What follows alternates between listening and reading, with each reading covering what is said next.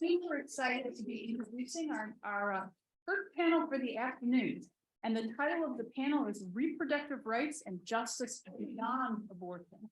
And so I'm just thrilled to first introduce Danielle Tartnetsky, who is a visiting assistant professor in the Department of Sociology right here at Case Western Reserve University.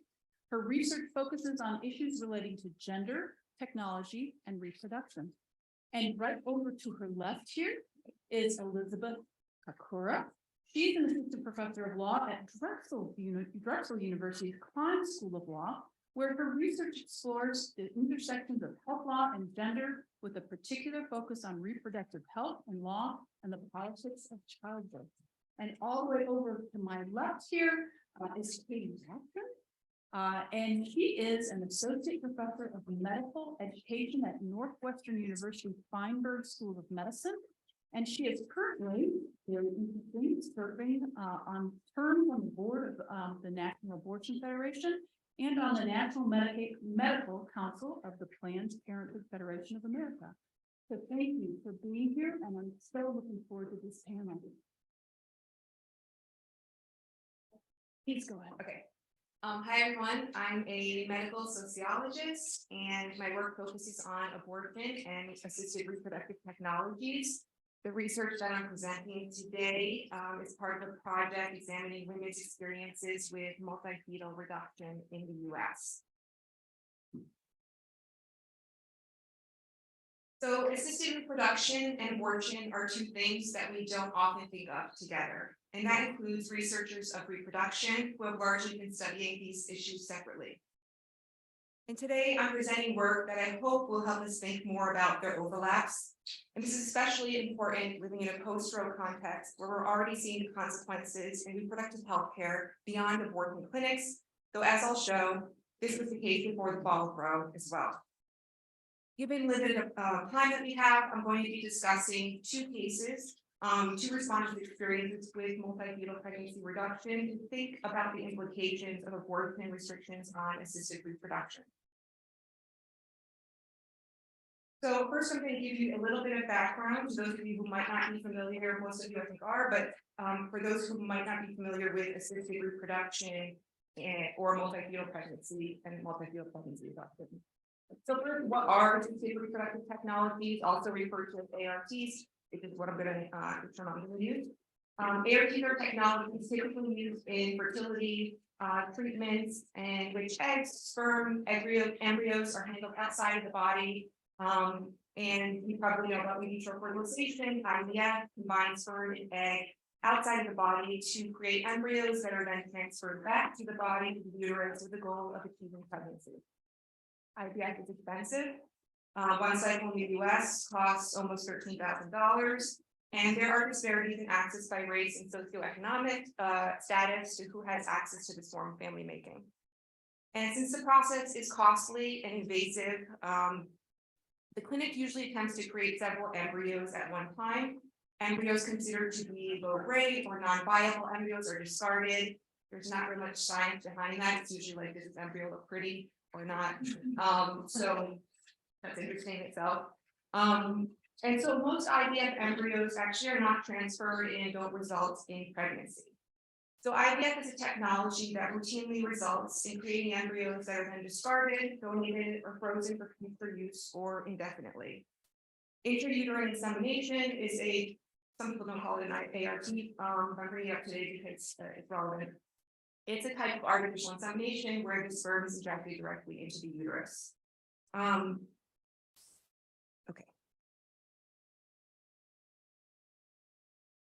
So embryo politics and assisted reproduction. So alongside a thriving, largely unregulated, multi-billion-dollar industry for fertility treatment in the US, where embryos are routinely created and discarded, we have conservative Christian groups who've been advocating for personhood legislation that aims to protect life from the moment of fertilization with the goal of criminalizing abortion. And you can see the picture on the top, the personhood movement rally pick, personhood now. According to the National Conference of State Legislatures, at least 30 states have fetal homicide laws that apply to the earliest stages of pregnancy, such as any state of gestation development, conception, fertilization, or post-fertilization. So personhood legislation has raised concerns from infertility advocacy groups who fear that IVF might be impacted. So for example, in 2011 in Mississippi, they proposed amending the state constitution to define life as beginning at fertilization. In response, the infertility community created a billboard, that's the image on the lower image you see, to show that IVF could be threatened if this bill passed. And the Mississippi initiative was defeated, as were similar bills in other states. More recently, Alabama passed the Human Life Protection Act, a controversial near total ban on abortion. This time they avoided pushback from the infertility community by limiting the bill to fertilized eggs inside the body. That bill was tied up in court challenges, but went into effect after the Dobbs ruling. So far in this country, IVF technology in the US has been far less embroiled in embryo politics than abortion or embryonic stem cell research. Though in a post-war world, with an emboldened conservative movement restricting reproductive health, people are concerned about the potential impact on AOT. And I don't think it's a coincidence that because white, higher socioeconomic status people are the main consumers of these technologies, I don't think it's a coincidence why we're getting exceptions and why this has been kind of more off the radar, at least up to now.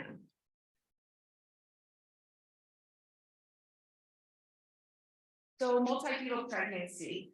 In addition to IVF embryos being routinely disposed of in fertility clinics, multi-fetal pregnancies are also more common during fertility treatment. And so some need to consider reducing the number of fetuses or terminating their pregnancy altogether. Professional guidelines in the US currently encourage only one embryo to be transferred during IVF for this reason, but even one embryo transferred can split and result in a twin pregnancy, and a twin pregnancy is still a higher risk pregnancy compared to a singleton. Intrauterine insemination, which is usually the step you do before getting to IVF, has a high risk of pregnancy with multiples as well. And multi-fetal pregnancy are pregnancies that have more than one embryo or fetus, so twins, triplets, quadruplets. So multi-fetal pregnancies carry several risks like preeclampsia, preterm delivery, twin-to-twin transfusion, hemorrhage, postpartum depression. There are risks to the infant if the child's born, like early death, low birth weight, and multi-fetal reduction is a procedure that reduces the number of fetuses with the hopes of continuing the pregnancy. So that is, you're terminating at least one fetus while maintaining the pregnancy. Some consider this to be an abortion, others don't, because the intent is not to end the pregnancy. As a medical sociologist, I started reproductive biology. So I have been understanding how women experience multi-fetal pregnancies, their decision-making process, and how do they navigate the various challenges that they face during this process. So to answer this question, I did 40 in-depth interviews with women experiencing multi-fetal pregnancies from across the US. These interviews were done prior to the Dobbs decision. Recruitment was very challenging. Many times I was like, this probably I recruited online via fertility message boards, Facebook, and blog. So I'm going to present two respondents' experiences of their multi-fetal pregnancies and seeking a fetal reduction. One used assisted reproductive technologies, the other didn't. Most of the people I spoke with did use them, but I wanted share with somebody who didn't. And the numerous challenges that these women faced were not uncommon among the people that I spoke to. A lot of the interviews, my jaw was dropping when I was doing them, hearing about their experiences. So Claire was one of the first women that I spoke to. She didn't use ART. She's from West Virginia, and her first pregnancy resulted in twins. At her first ultrasound, they told the couple that they're having twins, but you need to come back in a few days to get another ultrasound. They were ecstatic to hear that they were having twins. They assumed everything was good. They went home. They told everybody that they know, family and friends, that they are having twins. At that second ultrasound, a few days later, they found out one of the fetuses had an encephalate, a neural tube defect where the skull was not forming around the brain. They were sent to see a specialist in South Carolina who told them after the fetus was that the fetus isn't going to make it. It would pass in utero or shortly after birth. They were given no options except, quote, let it play out and good luck to you. Their hometown OBGYN then recommended they go see a specialist at a medical center in Ohio. By that point, they were around 14 to 16 weeks, and they were told there's a 20-week gestational limit here. This was the first time they were given any option of fetal reduction. So they were hoping the fetus would demise on its own so they wouldn't have to go through this process. They were also running out of time, and they decided to proceed with the reduction.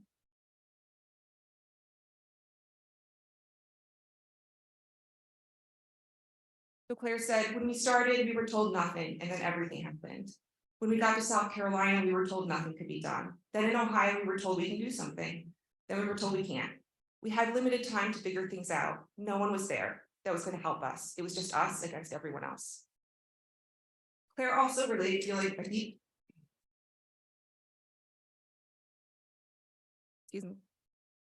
a deep tension of both joy and immense loss at the thought of one twin surviving but losing the other, conveying the complex emotional process of terminating one or more fetuses while continuing a pregnancy. Ooh, I didn't think that was going to happen. Okay, those are the times. So, how do you celebrate a birth and plan a funeral at the same time? How are you supposed to act? They said the baby might miscarry on its own. That's what we were hoping for.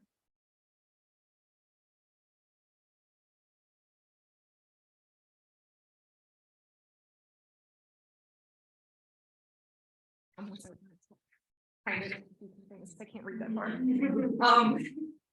So shortly before their appointment, they were called by a specialist, by the Ohio specialist, and told them, actually, we can't do this procedure. We couldn't get enough signatures from our colleagues to approve this. The doctor recommended that they now travel to Pittsburgh. They described frustration with being bounced around, not being fully informed of their options in the first place, and then having those options taken away. So for the first specialist, they said, I resent the doctor. He let his values get in the way of his medical license. If you don't want to perform the procedure, that's fine, but don't tell us there's nothing we can do. The second specialist in Ohio said it was getting close. They said it was getting close to the Ohio gestational limit cutoff. We got that appointment scheduled and everything. The doctor kept saying, we'll get it done. And they liked this doctor. This doctor, wanted to do the procedure, but was constrained by the institution. Around our deadline, he said, sorry, I wasn't able to get the necessary signatures to get your procedure, so you're going to have to go elsewhere. This was around 18 to 20 weeks. So at this point, they were, far along, though going to Pennsylvania bought them a few weeks' time because Pennsylvania has a different gestational limit. They had the fetal reduction done and later gave birth to the other fetus. They described the emotional challenges of terminating one of their wanted fetuses and reconciled it in part by reframing their loss as not complete and that their surviving twin carried some part of the other fetus. So Claire said, what always helped me was that they said, me and the remaining twin would absorb the remains. I always say that I got two daughters in one, and she got the best of both of them because she's an amazing child. I think that always helped me in my mind.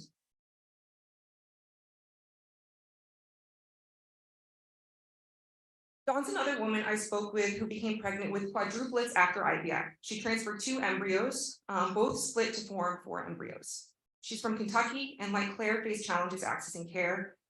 When she went to see a specialist, fetal reduction was not brought up as an option. Dawn really struggled with imagining what her life would be like having 4 kids and what that would entail for her. She relayed nobody ever asked her if she was comfortable caring for fetuses, and it wasn't until her mom sat down with her and said, you actually don't have to do this, that she felt reassured and relieved. Dawn said, nobody had brought up or asked me if I was comfortable having 4 kids. Like, it just didn't matter. I was there pregnant with 4, and that was the end of it. I did research on my own. I found the online group because nobody told me. There was no assistance. There was nothing. Dawn, like many of the people I spoke with, went to the internet to see if there were any options for her. They didn't find much. A few medical articles on, how to do this procedure. But she did find a support group, a secret support group online that I made this study happen. Who provided her with options in Chicago. She went back to her specialist, who was unwilling to provide a referral for her to go to Chicago. She then found another specialist in Chicago who didn't require a referral. She drove about 7 hours to go meet them. Both sets of twins were healthy, but Dawn faced increased risks proceeding with this pregnancy. So her only option was to reduce one full set. She couldn't reduce one. She had to just choose which set of twins to reduce. And she spent almost everything she had on fertility treatments. People were, some people I talked to were bankrupt, second mortgages. And she was grateful that in this case, billing coded things so that she could have it covered. After her procedure, she continued with the twin pregnancy and needed weekly scans. At 20 weeks, she was told that there's a twin-to-twin transfusion, a serious condition. She was in Kentucky, got rushed to a hospital in Ohio. She qualified for the laser surgery after having 3 days of testing, which if she opted out of would have likely resulted in losing the whole pregnancy. If she did the surgery, she would likely lose one of the twins, which is what happened the morning following after the surgery. She was told in Ohio if she waited 5 more days, the judge would need to sign off on that surgery. Dawn said, with my twin-to-twin transfusion, they told me if I waited 5 more days, the judge would have to sign off. I mean, wow, why should I have to have anyone else be involved? The surviving fetus later developed another condition, and Dawn was hospitalized. She delivered a 2-pound baby who was in the NICU for over 40 days. The fetal remains from the other fetus were also removed at that time. Dawn was shocked when she was told that she could not leave the hospital or be discharged without planning a funeral for the deceased fetus. She also had to name it. Dawn was quite upset. She said, I delivered a 2-pound, 5-ounce baby who went to the NICU. My hospital wouldn't let me check out or leave until I had a plan for the deceased fetus. I had to plan a funeral service. I was so worried about my child surviving in the NICU. The other fetus could not be named. This was really like a jab. I was blindsided by it, and it was more expenses. Claire and Dawn occupy a liminal space. They neither fit in the world of what we currently imagine as abortion, assisted reproduction, or routine pregnancy. The isolation was acutely felt by the people I spoke with. In Dawn's case, discussing reduction in a fertility community where people are going to great lengths to get pregnant would result in being ostracized and judged. They experienced shame and were careful about disclosing their experiences if they disclosed them at all. They faced numerous challenges accessing care despite their racial and economic privilege. They crossed state lines, navigated state and institutional policies, and the limited availability of providers who even do this procedure.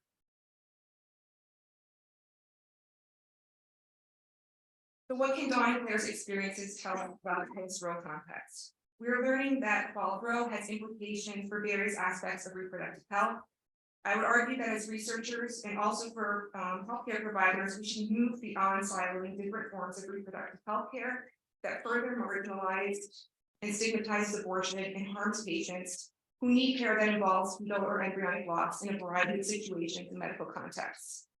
Though we're undoubtedly in difficult times, this is also an opportunity to work towards change. Moving beyond siloing different forms of reproductive healthcare also provides us with an opportunity to build movements and coalitions that address pregnant people's needs across a variety of medical settings. Doing so can also work towards dismantling hierarchies of what are deemed more or less worthy abortions and people seeking them. Thank you.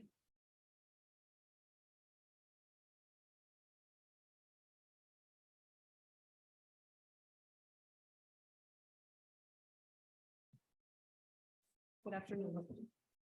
Good afternoon, everyone. I'm really pleased to be part of this program today. I want to say a special thank you to Jesse and everyone at East Western who helped organize today's program. So I come to today's conversation from the perspective of somebody who thinks and writes mostly about legal issues related to childbirth. This includes understanding why it is that law so often fails to provide meaningful recourse when pregnant people are harmed by their healthcare providers during pregnancy or birth. And identifying ways to use law and regulation to address the maternal health crisis in this country. So in recent months, I've been writing and speaking about some of the concerns that Dobbs poses for people who continue their pregnancies and give birth, including the decision's impact on various forms of medical decision-making by pregnant people, and also thinking about Dobbs's impact on maternity care workforce in the United States and sort of implications for efforts to improve perinatal health outcomes. I think I'm probably not alone in this room feeling that the devastating nature of the changes brought about by this decision should make it hard to, very focused on the immediate developments, immediate harms, trying to make sense of what's going on in the courts and what it means for people's lives. And so it's wonderful to have a chance to zoom out a little bit and reflect on some places where these disruptions to reproductive health care that we're seeing and the infringements on bodily autonomy invited by Dobbs might bring to the fore different narratives that can aid future struggles in these spaces. So thinking here about points of commonality in the struggle for abortion rights and also in the struggle for birth justice and the potentials for, for continuing to link these struggles more closely together. So threading together some recent developments in abortion access and birth justice, I'd like to focus on kind of two themes in particular, thinking first a little bit about demedicalization and then thinking about criminalization. And I think this is going to hopefully not duplicate, but maybe build on some of the conversations that have already taken place today. So first, a little bit about demedicalization. We've heard earlier about how central medication abortion is to post-Dobbs legal confiscation, right? The sort of next frontiers of how the abortion debate and legal fights are going to play out, and how the availability and regulation of medication abortion is really going to shape the future of abortion access in this country. So we can think about medication abortion as playing a demedicalizing role in abortion care in a number of ways. The approval of pills enable people to have a different experience of abortion, one that resembles miscarriage, an experience that many people are familiar with. And for some people, actually feels like a heavy period, right, which is an even more common and familiar experience. So without surgical gowns and stirrups and the speculum, medication abortion has changed the embodied experience of abortion for a lot of people. And approval of the pills also untethered abortion from clinical spaces, at least in some contexts. So we've had a lot of unnecessary regulation under the REMS, which kind of delayed that untethering for many years. But the growing use of telehealth, the ability to obtain pills entirely online, through the mail, or through other networks, means that fewer people need to go to a clinic, fewer people need to interact with multiple medical personnel, and experience abortion in unfamiliar sterile environments without their loved ones or other support people nearby. The medication abortion is, of course, still medication, right? The involvement of pharmaceuticals and pregnancy means that some degree of medicalization is inescapable. And some people who use pills will still need further medical care to make sure that their abortion is complete. Medication abortion is not an option for all pregnant people, especially those who are further along in pregnancy. But by enabling self-managed abortion and giving people more control over how they experience abortion, I think pills represent an opportunity to change how people understand people's conception of abortion itself. Anti-abortion activists have long targeted abortion-related medical spaces for protests and for violence. They've used images of medical instruments to try to provoke and to frighten people who are seeking abortions.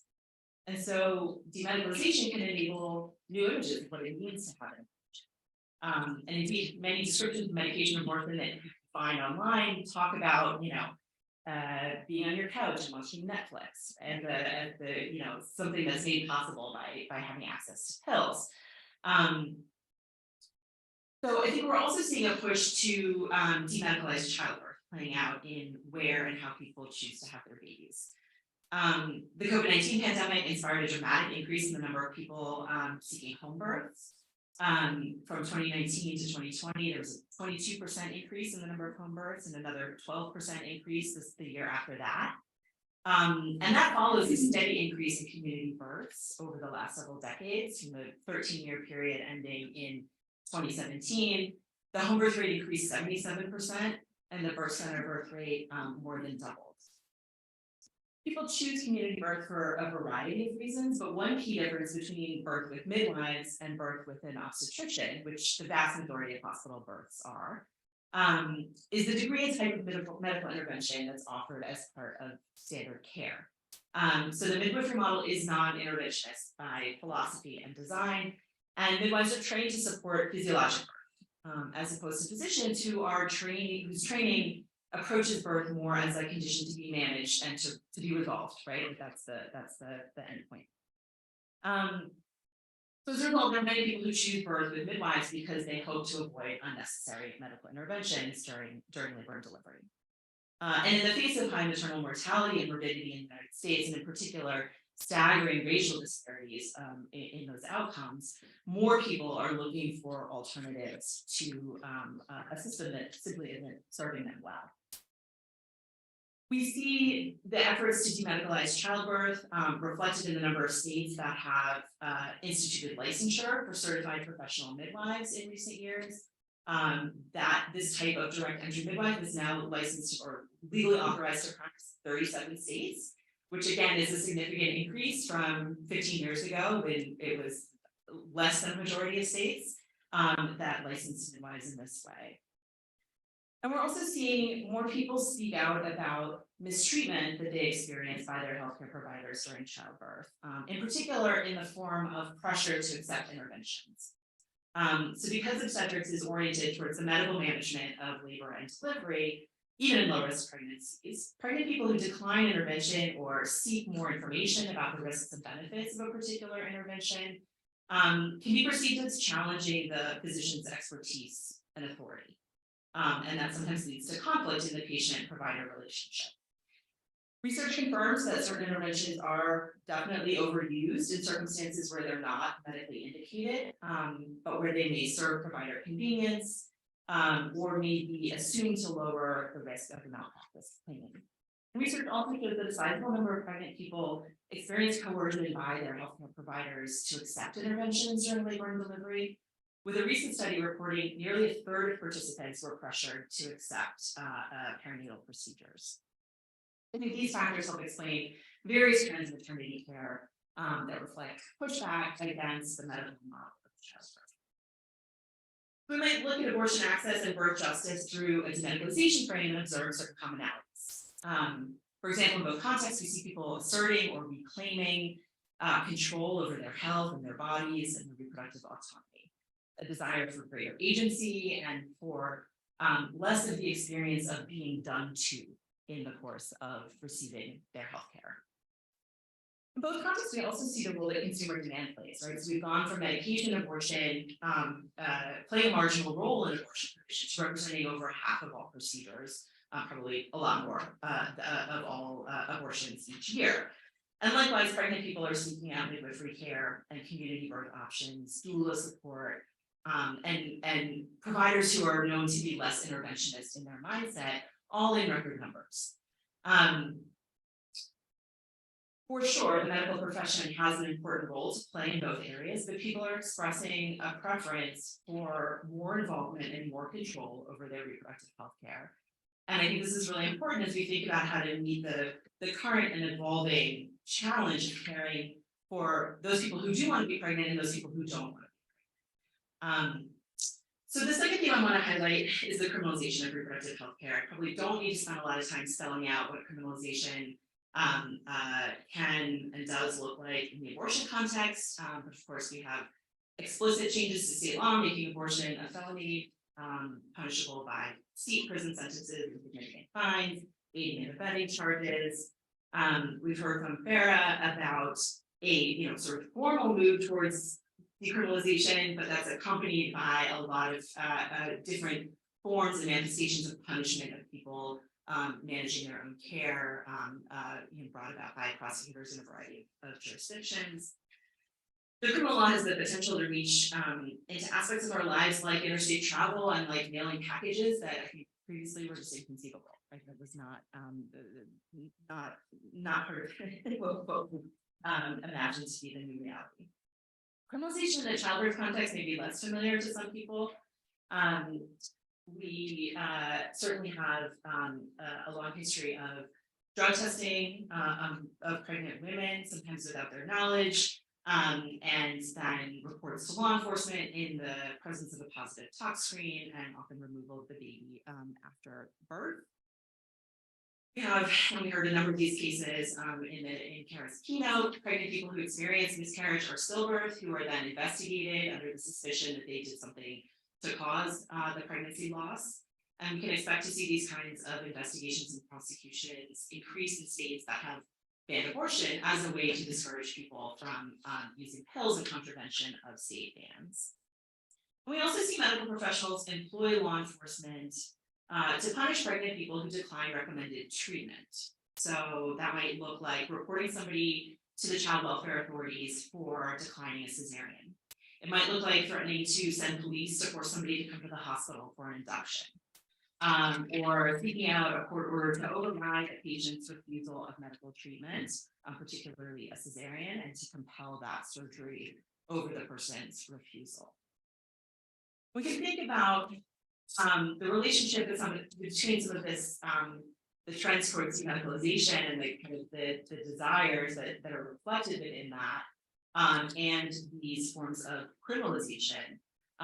Certainly as connected and sometimes mutually reinforcing. So when we think about medication abortion and the opportunities it presents to have a less medicalized experience, access to pills is also presenting more opportunities for law enforcement to target pregnant people for surveillance, investigation, and prosecution. When doctors choose or are forced to share their patients' health information with law enforcement, pregnant patients are more likely to seek the care that they need outside of the medical system. So demedicalization invites criminalization, and then criminalization prompts people to seek non-medical solutions. And in the birth context, we know that one reason people seek community birth with midwives is because they've been mistreated by their providers during a previous hospital birth, punished for perceived non-compliance with recommendations by a provider, or treated poorly due to their race, class, or other marginalized identity.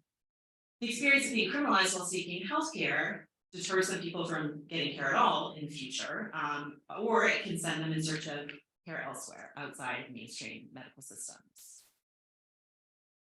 The interplay between demedicalization and criminalization is clearly illustrated in a story that came to light last week involving a Black couple in Dallas who had their baby taken from them by CPS shortly after their home birth. So in late March, Tanisha Jackson gave birth to baby Mila at home with a midwife licensed by the state of Texas.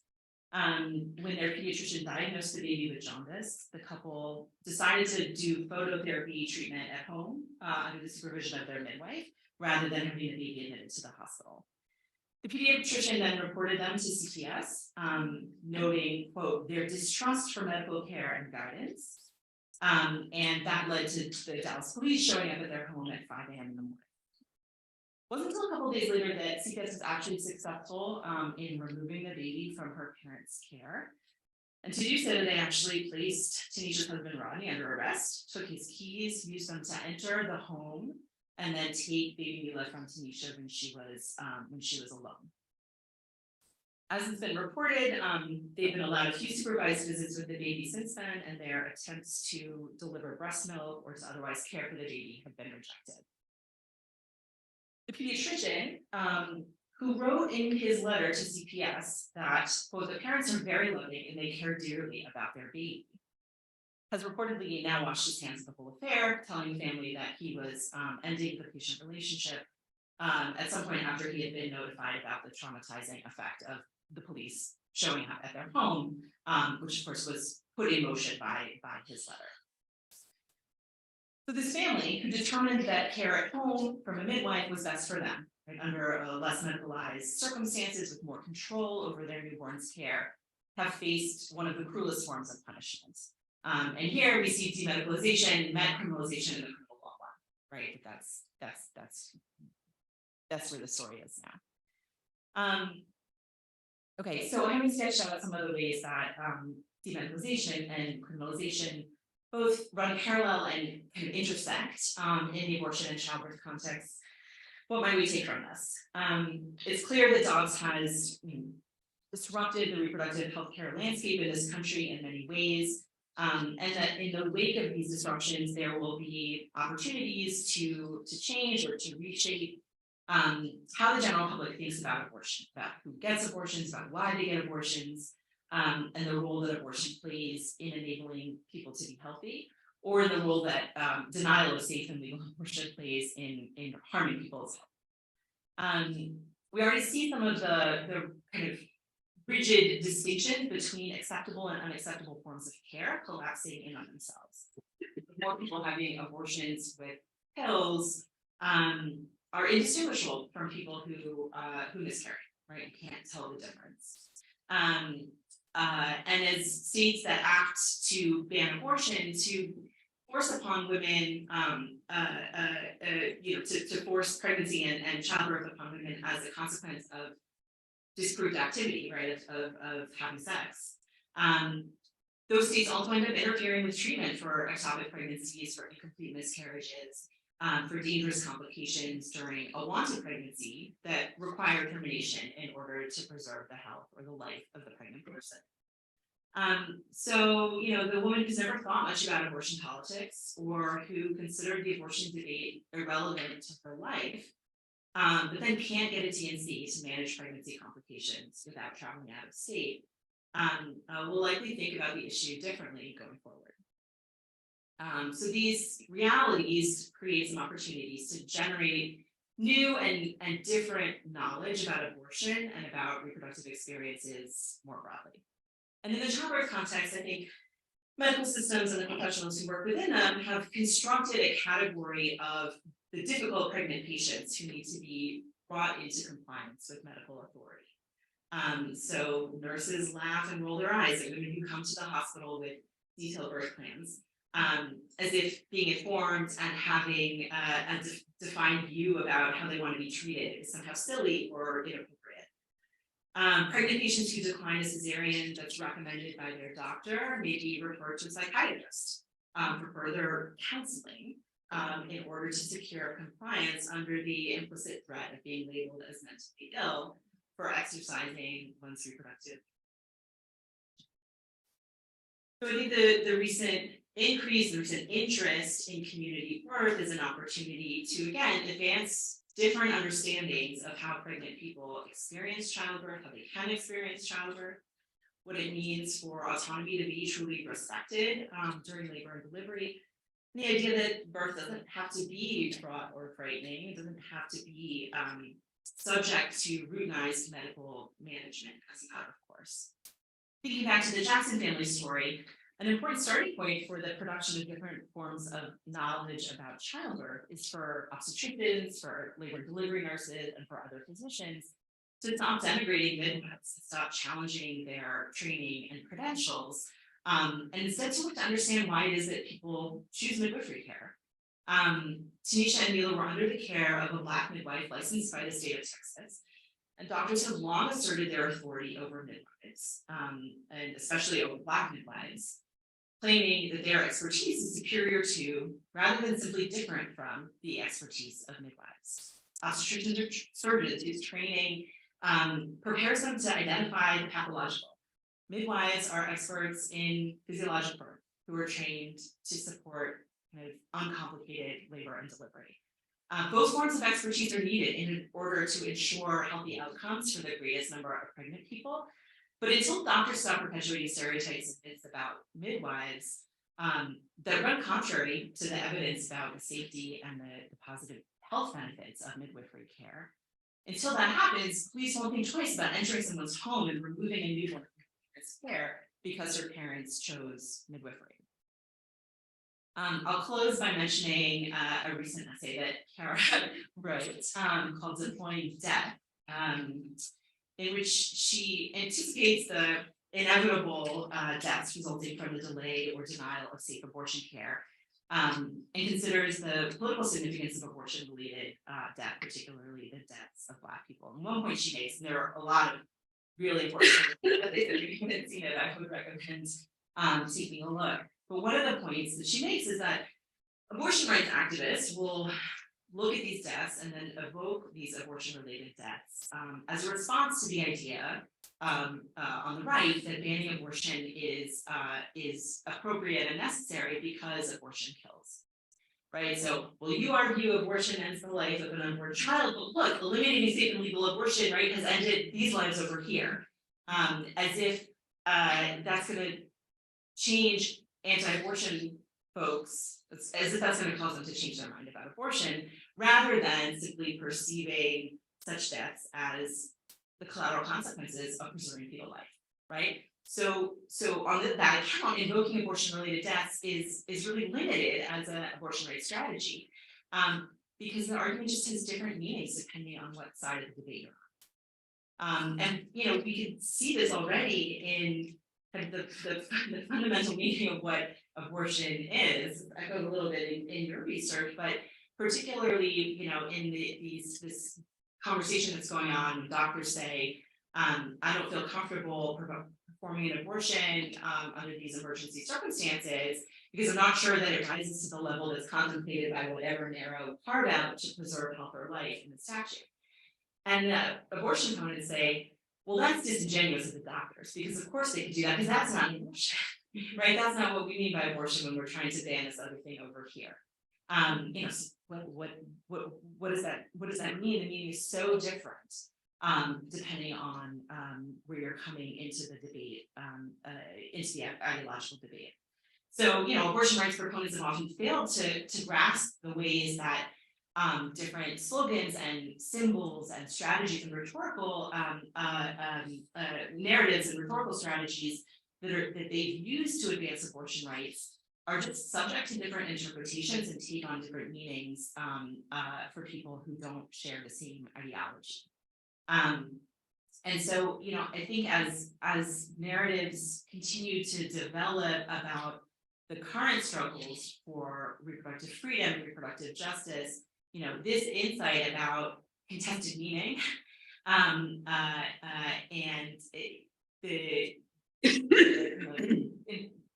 building on the conversation earlier about, my critique gets co-opted and it means something totally different, right? It can actually prove powerful to an argument that completely undermines my position and what I'm for. That we really need to have that in the forefront of our minds as we think about what stories we tell about pregnancy and about abortion and about childbirth and how we tell them, so that we're contributing to collective knowledge about reproduction and about reproductive experiences that can actually advance the freedom and justice that we all I think seek and desire. So thank you very much.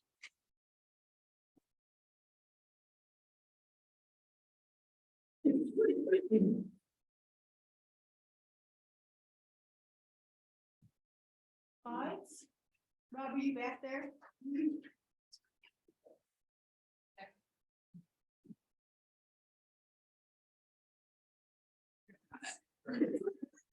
Thank you so much. And let me echo my thanks to Jesse and everyone who contributed to putting this together. I'm excited which one I look at. My friend Erin visited her in-laws for the weekend in Kansas City, and she felt pretty great about the weekend. And as she sat at the gate waiting to board the plane home to Chicago with her 18-month-old daughter, she started to feel queasy. She got on this very small, entirely packed plane, and as it took off, the stomach bug hit her and her 18-month-old daughter, Dottie, at the same time. Erin was 6 months pregnant with her second child, and so she was really almost out of lap for this lap child. She's sandwiched as Dottie begins explosively pooping, quickly exceeding the capacity of her diaper, and Erin begins vomiting into the running out of bags, right? So she's vomiting, Dottie's shitting, and then both covered, and Dottie's wailing, which is what Erin wants to do, but she's holding it together in this like parent's nightmare of a flight. And it's a small flight, so everyone on the flight knows what's happening and is disgusted. So she's just the shame of this terrible situation, and the flight attendants just keep dropping off handy wipes. They're not helpful. So she pulls it together. She gets to the baggage claim and pulls out their suitcase, and then the stroller comes around. And she pulls it off the baggage claim, but realizes she cannot set down this vomit diarrhea slick 18-month-old shrieker who can run and is wanting to. She's holding her as big as she can. She can't undo the stroller with one hand. And anyone who's tried to undo a stroller understands that that is not possible, and in this moment it's super impossible. And that's when she loses it. She just bursts out crying at O'Hare, which is not a moment anyone wants to have. She's just weeping because she sees no way out. And then this young man sort of parts through the crowd, and she recognizes him from her small plane, and so he's known what's going on. He says in this incredibly kind voice, "You look like you could use some help." Yes, I could use some help. And he raises his hand, puts it to her forehead and says, "Lord, help this woman and her child in their journey." And Erin is a weekly churchgoer, and she's not offended, and she thinks if a prayer is the price of admission to getting a stroller open, I will hold still. So she bows her head in prayer, and he does his thing, he finishes, and he says, "Good luck," and walks away. And at the time she told me and some other friends that story, we just thought this is just the end, right? This is hilarious. But it's become a metaphor for me about American policy, child and maternal health. We say we care so much about mothers and children. We say that we see them. But when it comes time for action, we are conspicuously and collectively absent. There are many maps like this on child welfare. This is one from the Annie Casey Foundation from last year, a foundation that has nothing to do with reproductive rights or justice. And the darker colored states on the bottom are those in the bottom quartile of child welfare. And they come up with these rankings by looking at factors of child health, child poverty, education, and family policy. And what I think may not be surprising to anyone in this room, but I think we don't talk about enough, is the disappointing lineup with the darker colors here representing states that have banned the provision of abortion. So many of those in their preambles and in the political rhetoric supporting them are because of a professed interest in protecting babies and children and a professed love of children. However, this lineup is just one of the many pieces of evidence to point out the hypocrisy and disingenuousness of those arguments. I spent way too much time making tiny red boxes to not share this slide with you, because when I wanted to overlay the state lineups, what I found was that 75% of states in that bottom quartile have passed bans on abortion provision, and in the top half, the states that are doing the best at child welfare, 75%, and I love it when numbers line up, 75% allow or have affirmatively protected abortion, right? So if the rationale is child welfare, you would expect that to look different, right? And I don't have a slide for it, but we could do something comparable with maternal welfare policies. And so just to give one example, I think everyone in this room probably understands that the United States is an outlier in having no federal paid maternity leave or parental leave policy. And just to stake out the numbers, 44% of the American workforce is not even eligible for unpaid FMLA leave. About 20% gets paid leave, and of that 36% that's in the middle that's eligible for unpaid FMLA leave, a significant number don't take it because they can't afford to not be paid for weeks and months after they deliver a child, or they're afraid that they will be fired despite their legal protection, which becomes very theoretical if you can't hire a lawyer and file a suit and then reclaim this low-income job. So we could do a million examples of both our child welfare policy and our maternal welfare policy, suggesting that we don't actually, we're not a family friendly country. We don't actually value children and parenting. Yet so much of the rhetoric of the bans on abortion provision claims otherwise. So the way we organize this thematically is the idea of moving beyond dogs and abortion, but that's actually not what I'm doing. What I want to talk about is how intimately related abortion care and birthing children can be. And in the reproductive justice framework, I don't think anyone intends this, but I feel like it can be understood when we talk about the 3 and then 4 pillars of RJ that there's sequential, that somehow the right to not have a child is in a certain life phase. And then the right to have a child is when you want to have a child, and then you have to parent that child. And what that ignores, and the statistic I don't see discussed as much as I think it could or should be, and this is a work in progress, and this is my new work, is that 2/3 of abortion patients already have children. And before I started becoming deeply immersed in the scholarship, I will be very candid, that's not who I pictured in abortion clinics, in that number. And so I want to unpack what I think is the significance, or some of the significance, of the fact that 2/3 of abortion patients are already mothers. This is an article I published last year. I'm not saying it's like the greatest thing since sliced bread. What I am saying is it's one of only 2 articles in the literature that do qualitative analysis and thinking about this intersection between abortion and motherhood. And we should be troubled by that, because I say over and over, we talk more about the idea of abortion than the lived experience of abortion. And to me, this is one of those areas. The other piece that is in the literature is a secondary analysis. It's not even a primary, and it's based on a wonderful Cocker study, where they interviewed like 4,000 people, or excuse me, they did qualitative surveys with 4,000 people and abortion waivers to think about reasons for abortion, and then they interviewed 39 people in depth to drill down in those reasons. In their interview guide, motherhood or parenting issues were not even part of the interview guide, but 38 of the 39 people volunteered it as a reason, and so they did a secondary analysis of those interview results. So in this article, I had the opportunity with a student to review 394 journal entries written over 7 years by people in an abortion clinic that put out spiral notebooks for folks to just write in while they were waiting for their abortion or when they were recovering from the abortion. So these are spontaneous narratives of patients without an interviewer intermediary defining what they write.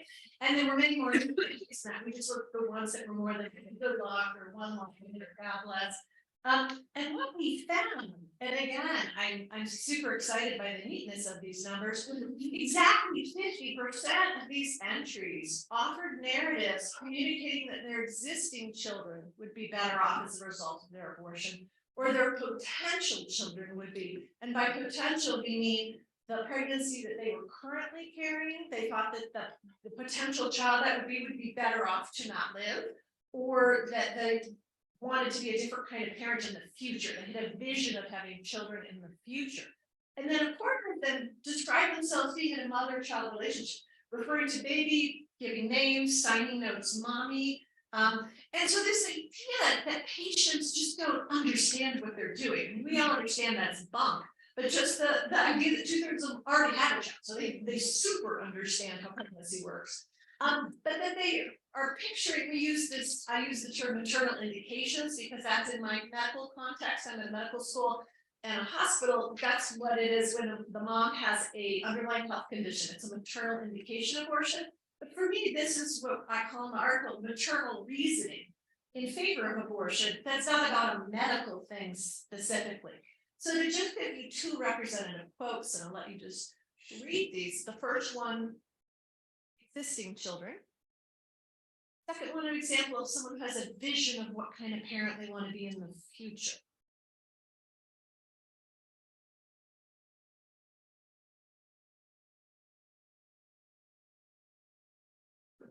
So I don't need to suggest that this would change anyone's mind who thinks that embryo or fetus that is being aborted in these situations is the equivalent of you and me. But I hope a purported value on child welfare and mothering as valued things in society and culture, the idea that patients share that value, at least we start out as recognizable moral peers, but we are implementing those values in different ways, right? But instead of the idea that abortion patients don't care about children or don't care about mothering is just so blatantly false. Yet we have so little attention to that piece of that mothering analysis, and that just troubles me. And I want to contribute to rectifying that. The other work I'm doing now is on adoption, and it's a response to this completely specious adoption is the answer argument and Amy Coney Barrett's fantasy that you just drop your baby at a fire station and then they'll lean into your corporate job and it's not going to affect your life at all, and that remedies the burden of motherhood. I highly recommend to you this book documenting the harm to women pre-row who were forced to place their infants they couldn't care for adoption. It is the most harrowing narrative. It's sort of one of those untold feminist histories you can read.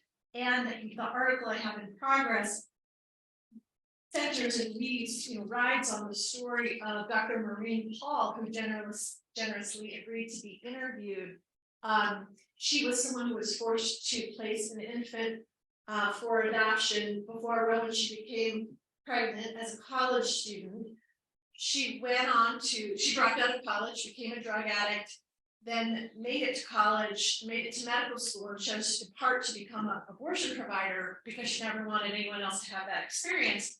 She also reunited with her birth daughter, later had a daughter by choice, reunited with her birth daughter, who is now a part of her family, and I interviewed all three of them together. Her daughter by choice, her birth daughter, they're all very pro-choice. To think about why a daughter who would have been aborted if abortion had been legal, and Maureen could have gotten the illegal abortion she wanted, was voting in favor of the Michigan ballot initiative to protect reproductive rights on behalf of her teenage daughters and herself, right? Like this idea that people, even who were adopted, would be anti-choice. Versus my perspective, which is we're all fetuses, and we're all equally entitled to be part of this moral conversation. And I just can't countenance this idea that some people speak on behalf of other strangers' fetuses more than anybody else, or ought to be thinking they speak on behalf. It's also the case, because I'm a medical ethicist, these are just two random lines in these two studies. This is not the takeaway from either of these studies. Some women think adoption is immoral. Right? So this is the Hopper study, the 2005 that I referred to, the secondary analysis. These couple patients volunteered, a third volunteered, they considered adoption and concluded it was morally unconscionable because giving one's child away is wrong. This idea that abortion is ethical to me because I'm not harming a child, but once I have a child, I have a responsibility to protect it, right? And the Turnaway study, I'm sure everyone's familiar with this. I find it amazing and fascinating that these are people who went to clinics seeking abortions, made appointments, and then were told they were too far along, and then this subgroup couldn't make it to another clinic. You would think this is Amy Coney Barrett's fantasy group, who would be placing their children for adoption, but 91% continue to parent. Right? Only 9% chose adoption. And in their explanations of why that is, there's a group that talks about adoption as an abdication of responsibility. And it's that same idea that now I have to parent, right? That's my job. And then others fell in love with their children when they delivered them, and adoption became unimaginable. I think there's this kind of structural coercion of you have a baby now, so what are you meant to do with it? And so I call this the moral seriousness of motherhood. The idea that choosing to create another human being, put them in the world, and safeguard their journey to adulthood is an incredibly morally serious decision. But we act like, first of all, you ought to just automatically know you want to do that. And secondly, it's always the right choice. And so the moral seriousness of abortion gets really faded, and to have a 72-hour waiting period because are you sure? But the idea that someone come to their first prenatal appointment and you'd say, well, do you understand how serious it is to become a parent? And college costs a lot of money, and there's a 50% divorce rate, and I really thought, go wait 3 days and think about this having a baby thing. It seems just utterly unconscionable. There's a theologian who calls this the covenant of caring. I really like that phrase too, that pregnant women are deciding whether they can maintain this covenant of caring, this lifetime relationship that where you have a fiduciary duty. You can imagine and many things you can't, right? And you know there's a world, I don't know what's coming next, but the buck will stop with me. And I know I've been very gendered about this, and there are people raising children in 2-parent households, but I think it's that saying of motherhood being mandatory and fatherhood being optional that people are responding to. So my argument or my thought here is that the right to abortion, the right to not have kids, is necessary to part and parcel of, and it inextricably bound with the right to have children and parent those children who we have. And yet the link between abortion and mothering is underappreciated, even within RJ theorizing. And I think that we could highlight it more. In my few minutes remaining, I just want to highlight there are pitfalls to this, right? So I wrote a book with ordinary abortion in the title, only because Oxford wouldn't let me make that the main title because they said it meant I wasn't taking abortion seriously enough. I thought I was writing a whole book about it, so I was taking it very seriously. Laura, I talked about my own abortion for medical reasons and how shocked I was to be treated so incredibly well. And I call it nice lady abortion syndrome, where I was told I didn't have a choice, it was not, and I was glad to be treated well, but being in the midst of the research of how poorly people are treated, I was like, oh, because I wanted to be a mom, and so I got all this special treatment. And I, in the 9 months post-op, have been pulled into, and consciously, I'm trying to be very reflective about this. I've argued against using medical cases as paradigmatic cases because they're not representative and they don't challenge the norms that ordinary abortion does, because these are people who wanted to have children, they are sad about their abortions for medical reasons, and so there's something about it that doesn't, I don't think is productive. And yet in the post-ops era, I'm writing about medical exceptions and using them broadly, and the sympathy is playing in the media. And so I really struggle. Does highlighting how many abortion patients are mothers and the significance of that fall into the same pitfall? Maybe. It's also the case that if we're talking about 59% of patients versus about 3% of patients, at least it's more representative when we say, let's look at this. It's also possible that is it going to risk boomeranging us to a 2 spheres model? And the intent is not to valorize motherhood or in any way denigrate anyone who has an abortion because they say, I never want to have a child, right? But is it possible to highlight without valorizing, no matter how many caveats you put on it? And is it just circling back to underscoring the idea of like, well, women's role isn't to be mothers, and so just playing into their natural motherhood, having abortions, but because they care about kids. And this group is very familiar with that idea in Supreme Court jurisprudence, the 2 spheres model, and I have no desire to bring that back. In that maternal indications article, I offer a little bit of theorizing that highlighting medical cases, I call it the politics of sympathy, the idea that this person should get an abortion because she feels sorry for them, and that's not useful. The politics of respect are the sort of my body, my choice. It's because she's the moral agent, she's the decision maker, and that's why she gets an abortion.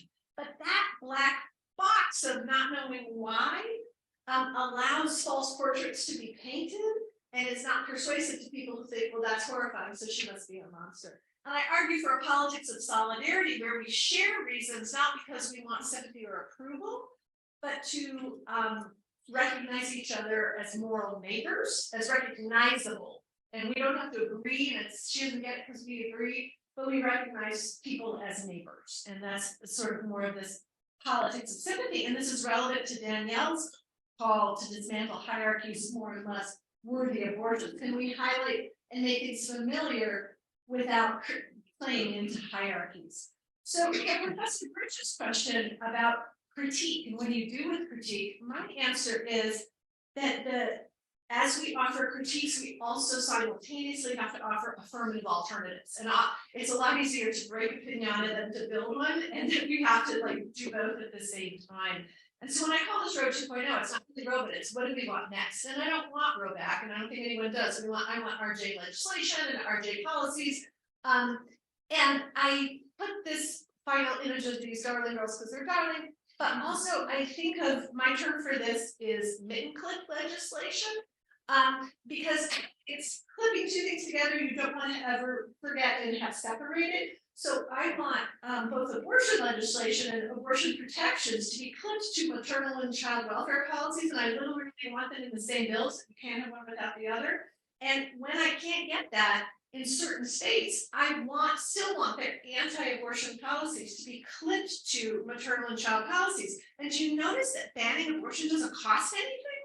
But this part does. And so if you're going to do one, so at least shame people into doing the other is part of the goal. So I feel like in the work I've done, that my final reflection in becoming a mother myself at the time I was writing Scarlet A, was that our right to not have children has become painfully public, but the sort of second half of the 70s feminist agenda is still very undone.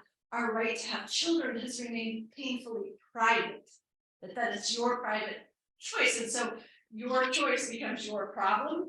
And I think we still have so much work to do to flip that centrally for low-income women of color, but also for all women, all people capable of childbearing. We are so desperately unfinished.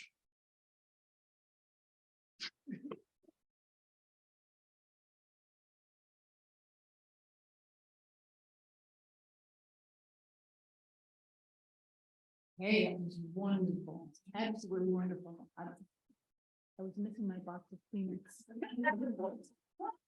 Questions that folks have?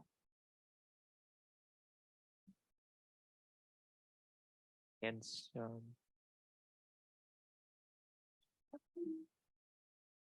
I think the thing you knocked it out is probably better. I have a question, and I don't need your microphone, so you get a rest. For all that wonderful running around, done a great job. I'm wondering, and I'm not familiar with where we are right now on there's a separate code of ethics for physicians who do IVF. And back in the day, and so sorry that I haven't kept track of this, but back in the day, what I remember it was, limiting the number of embryos that would be treated. Has that evolved any, and does that provide any kind of help or guidance for the Yeah, good question. So like I said, our fertility industry here is pretty unregulated, so a lot of the regulation are guidelines. And so I think that it really depends. What I heard was it kind of depends on the person's situation. Like if it was an older person where they thought there was a decreased chance of having a successful cycle, they might be more willing to put more, transfer more embryos. And sometimes, but I think in general, I think the other things with the intrauterine insemination, people said that they were told of the possibility of multiples, but when you tell somebody who desperately wants to have a child that, well, you might have, multiple, which they're thinking usually twins, they want to have a kid, and they're thinking like but they were not being told by the doctors what does actually a pregnancy with multiples possibly mean in terms of risks. What does it mean if you need to get a reduction? They didn't talk about reduction, right? That was not uncommon. So they really weren't informing people about what. You're kind of like talking to somebody who's desperate really to have a kid, and then saying, well, we should transfer one. And usually a lot of times the patients will be like, I want to transfer, more. For the reasons I said, it's very expensive, low chance of success. So I think there's a lot more to be done. From what I heard from them, it was more they need to really explain to people what a multi-fetal pregnancy possibly will look like for you, and also depending on the state that you're in, what it's going to look like for you, and can you travel, and can you do all of these things. So that was. I'm still early in the analysis, but like my initial thoughts of like how can we improve some of how the doctors interacted with patients was they would need to be a lot more informed. And when I talked to some of the women, and I said, well, if they told you some things, do you think that you would make different decisions? And they were like, well, probably not, because they would want to have a kid. And they would tell me that the risk is so low, and so that's the other thing, is when you're trying to evaluate risk and you are in the situation, you are thinking about those numbers completely differently. So, I mean, IDF is not very successful, so why would you spend several thousands, people teaching reproductive rights now, people are like, why do people spend so much money on this if it's like the success rate is low? And so that's important too, when you talk about risk, understanding how people are actually going to interpret those numbers, given the goals that they're trying to meet. Oh, that's a follow-up, and I'm wondering, for you, audience, if in fact we're making the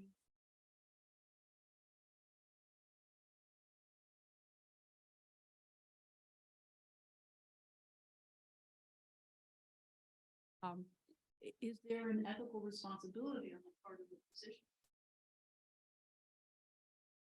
People who, in a lot of cases, you travel a long distance to go to a particularly effective reproductive clinic, with success rate, and then you go back home, right? Is there any ethical responsibility?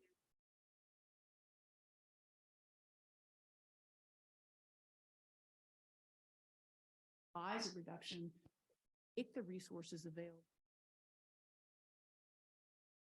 Or afterwards, I don't think there's anything out there now for sure. The best thing that you can do is find this, if you by chance get somebody who connects you to this secret online group that I fortunately had access to and found. That's where all the resources are happening. That's where they actually are influencing how doctors, some doctors don't want to reduce like a twin to a single, like they have kind of moral boundaries about what kind of reduction they're okay with. And actually this group has pressured doctors, basically said, we will not send you our people in our group if you don't change your practices to accommodate their needs. And they pool money together. So there are people who can't afford to travel, they can't afford surgery, might not get covered. So really it was more of this kind of support group who was doing all of the work that really should be done by professionals in medical organizations. Thanks. Yeah, thank you all so much. So much to think about in these different presentations. I have some different questions, but I think I'll just ask my question for Liz. Yeah, I found it really interesting when you were talking about the demedicalization and how it sort of maybe one downside of it is that it goes hand in hand with criminalization. Like when we don't put abortion into a medical context, it's right. It's this feature that it's regulated with criminal law and not like medical malpractice, like everything else in medicine or almost everything else. And I was wondering if you had any reaction to this in the context of Texas SB 8, which seems like a lifetime ago now, but the law that was, I mean, there was a lot of discourse around that law that, there was the piece of like, friends and neighbors and people, bounty hunting, and that's a terrible thing. But there was also very much a discussion about how, this shouldn't be enforced with civil lawsuits, and often just kind of outright saying this is for the state to enforce. The state should be enforcing this. And of course, there was this need for a state actor in order to be able to kind of, get into federal court. But it tended to go along with this acceptance of abortion as being placed into a criminal law framework, which I found really surprising because some of that was coming from like the pro-choice side. And so I don't know, I was wondering if you had a similar reaction to that. Yeah, for sure. I mean, I think that sort of that that reaction or that that menu of options that sort of gets debated it's a very limited one, right? If it's like it's got to be that kind of civil enforcement, which maybe is better than criminal, but actually isn't in the way that Texas does it, right? Because it's if it's civil the way any other kind of medical care, right, is subject to a set of rules about how people how do care, right, perform their professional services. But it's another form of exceptionalism because the kind of taking it outside of the criminal law, where yes, we lose sort of the government's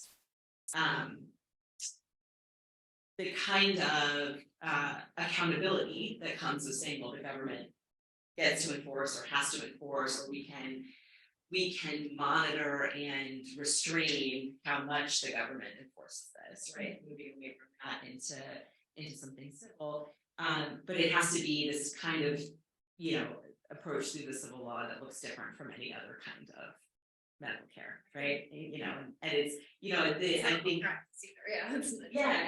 Yvette Lindgren has written about this in the way that civil enforcement is sort of creating this like property interest in pregnancy and in the fetus, and that's elevating like the kind of fatherhood veto, right? Making it possible for men to object and interfere with and prevent people from getting abortions. And so that's another way that, like, because abortion is different from everything else, that the, even kind of efforts to use civil recourse in that way become totally perverted.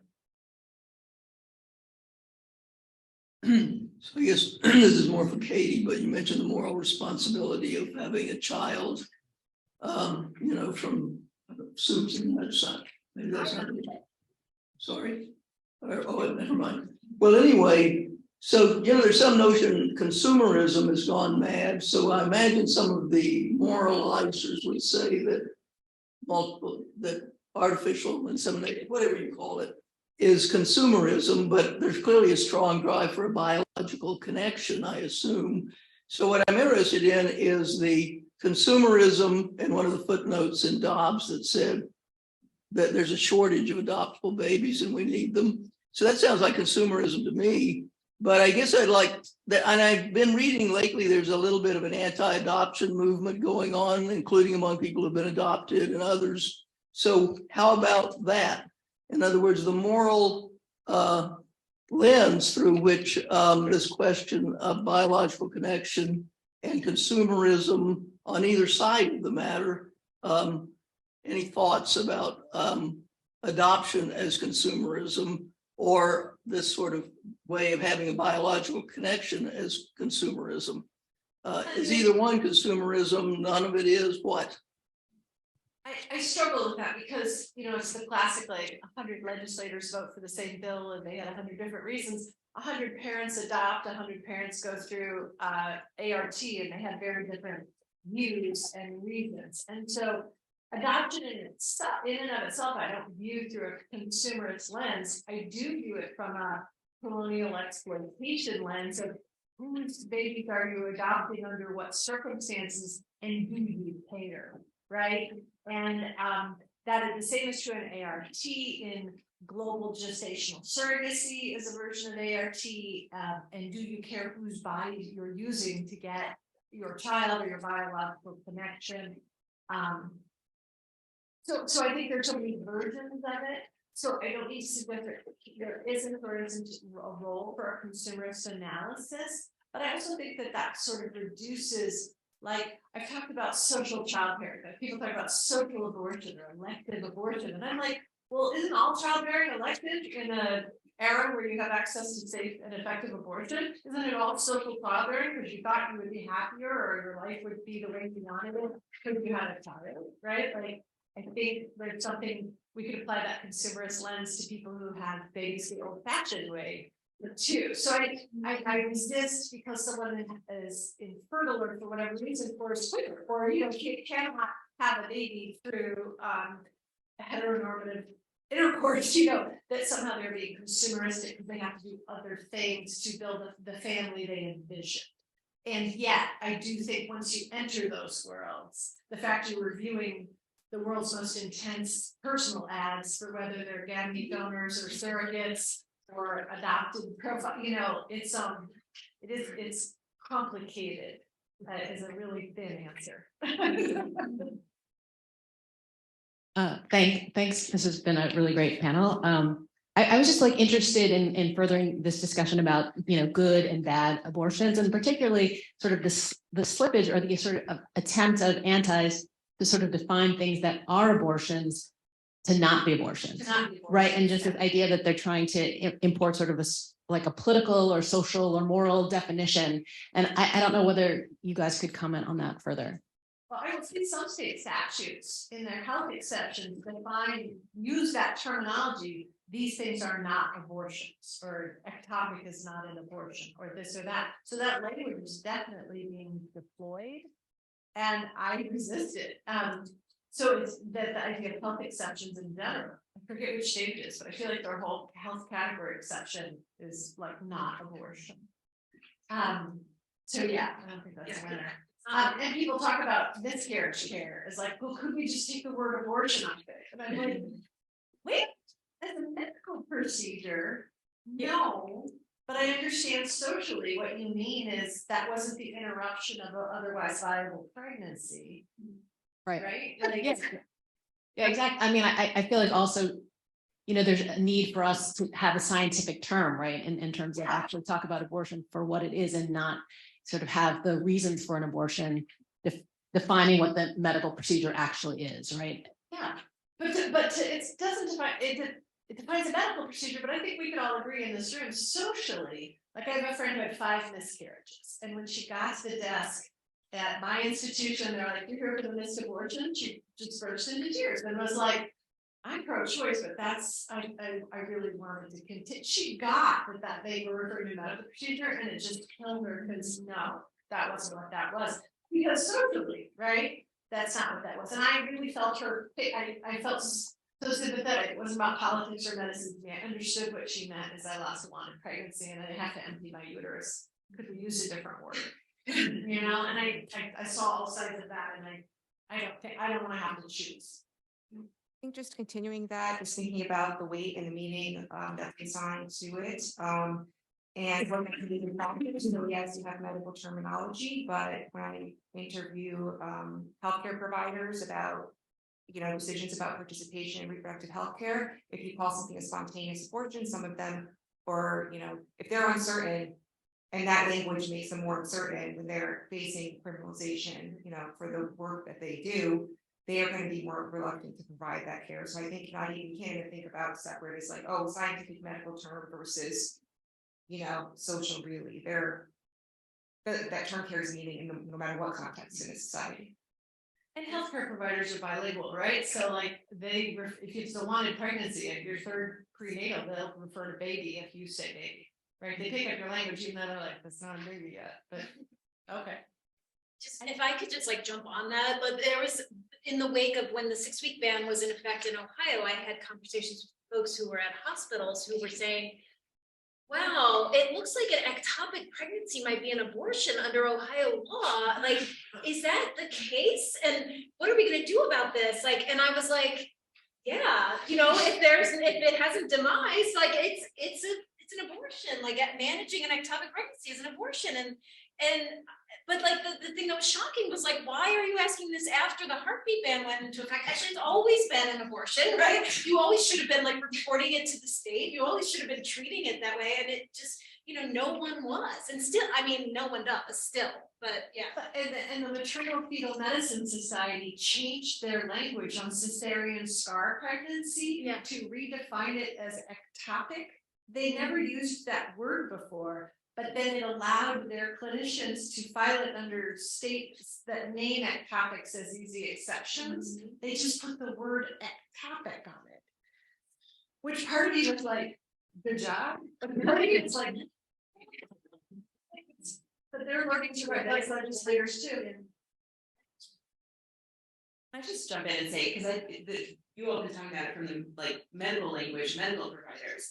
But when we think about it from the pregnant people having these experiences, I think there's so much confusion and misunderstanding, and because it's so emotionally fraught, and because it's, you know, one knows one's own experience, and these are so there's so many different reasons and factors. You know, I found it really fascinating to watch like Chrissy Teigen's story and the Duggar daughter's story of like Chrissy Teigen, you know, having been very public about what she called her miscarriage, and then like a year later saying, oh, Dawn just helped me see that actually like I made a decision to terminate this pregnancy, right? And that, you know, like there's different meanings, different understandings, different clinical, you know, And again, the contested meaning of like, what is an abortion, you know, and we have to have some shared collective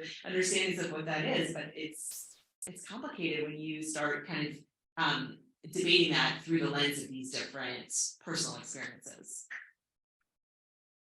I think we might have time for one quick question, if anybody has another question.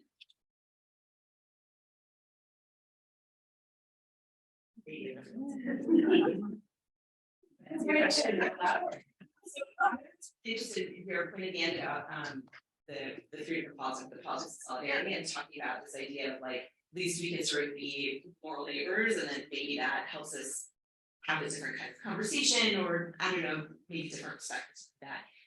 In a way that feels, I think there's a lot that's appealing about that, but right now it feels like, I mean, I just read the story about the Florida ban, and the picture in the paper is DeSantis signing the legislation surrounded by women. Like he like learned the mistake about the photo, right? And it's women like cheering and clapping and stuff, right? And so they're just like so excited about winning in the kind of post-Dobbs period. Where's there the space for sort of meeting your moral neighbor and having some kind of shared, like it, where can that happen now? It feels to me like something that maybe could have happened pre-Dobbs more. I mean, I think that it's not gonna be a photo op, right? But I think maybe because I'm from Indiana, I'm still very into not painting all the citizens of the state with one brush, particularly their politicians, who are not necessarily democratically elected, as we've been reminded of. So I think it's still happening at every dinner table in America, right? Every coffee shop, every whatever.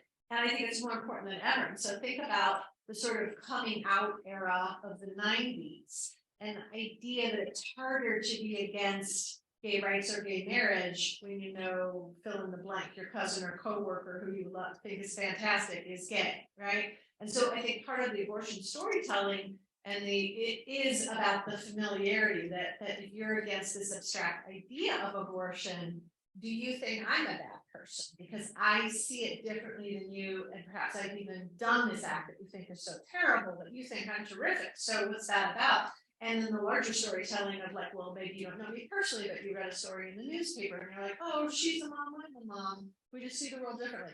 I'm not saying like kumbaya, potluck, we're done, but like that idea that it's harder to demonize, it's easier to demonize strangers. And so this moral neighbor idea of like, let's not be strange, we can disagree, but this is my pluralism, my constant pluralism pitch, that the whole fantasy of the United States is based on this idea that we can be neighbors who disagree. So I wanna emphasize the neighbors part, the disagreement part we've been clear on. But I hear you that I want to say there's almost more room, because I have found, since I wrote a book about like, let's talk a bunch about abortion, people were scared, but now it does. People are like, everybody shut up until I tell my abortion story. You know, it's like, it's kind of great. Like the amount of conversation. I wish we didn't need it, but it's so much more in the last year, both publicly and privately, that silence is a luxury we can no longer afford. I would argue we could have afforded it before. But so I think there's maybe more room now, not less, for that. That's wonderful. It's a wonderful note to end on. Positive. Thank you so much. Thank you to the panel.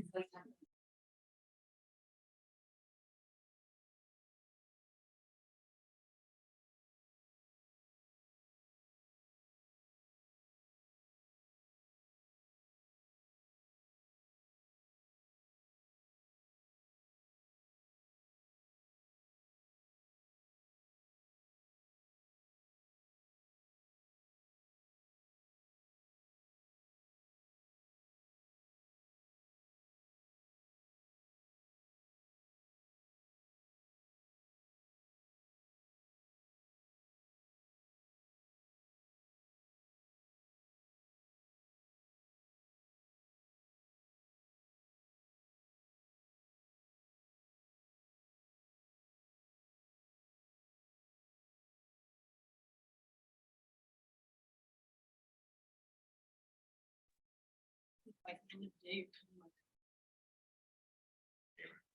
But this.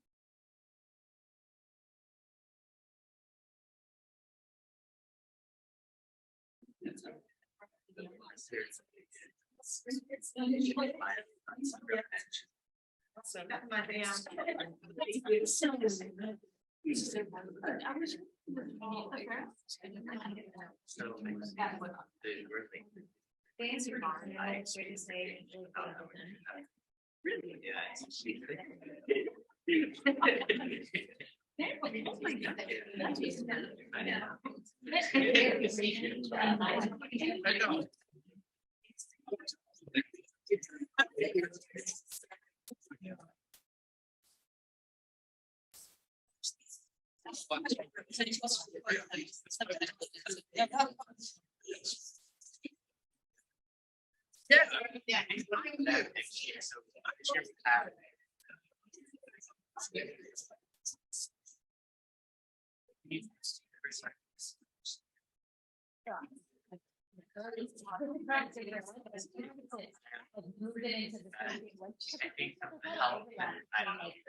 There's a whole story behind it, like people were protesting at our house. Yeah,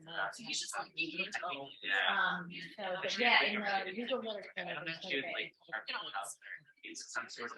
I'm excited about it.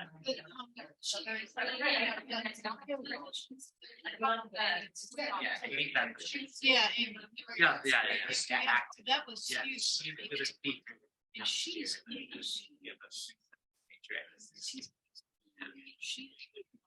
Yes. Yeah. I would.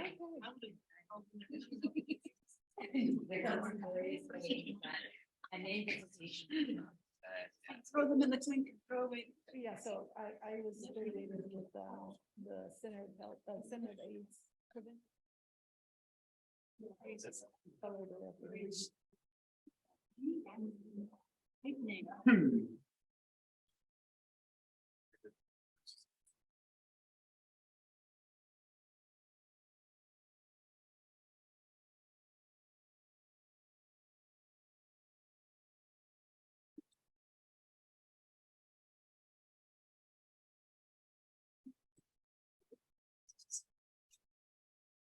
Hey, looks like folks are filtering back in right on time, right on cue.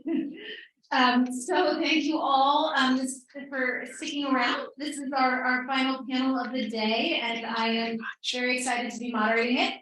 I am going to introduce, starting all the way on my far left, your right, is Professor Maya Manian. She's professor of law and faculty director of the Health Law and Policy Program at American University, Washington College of Law.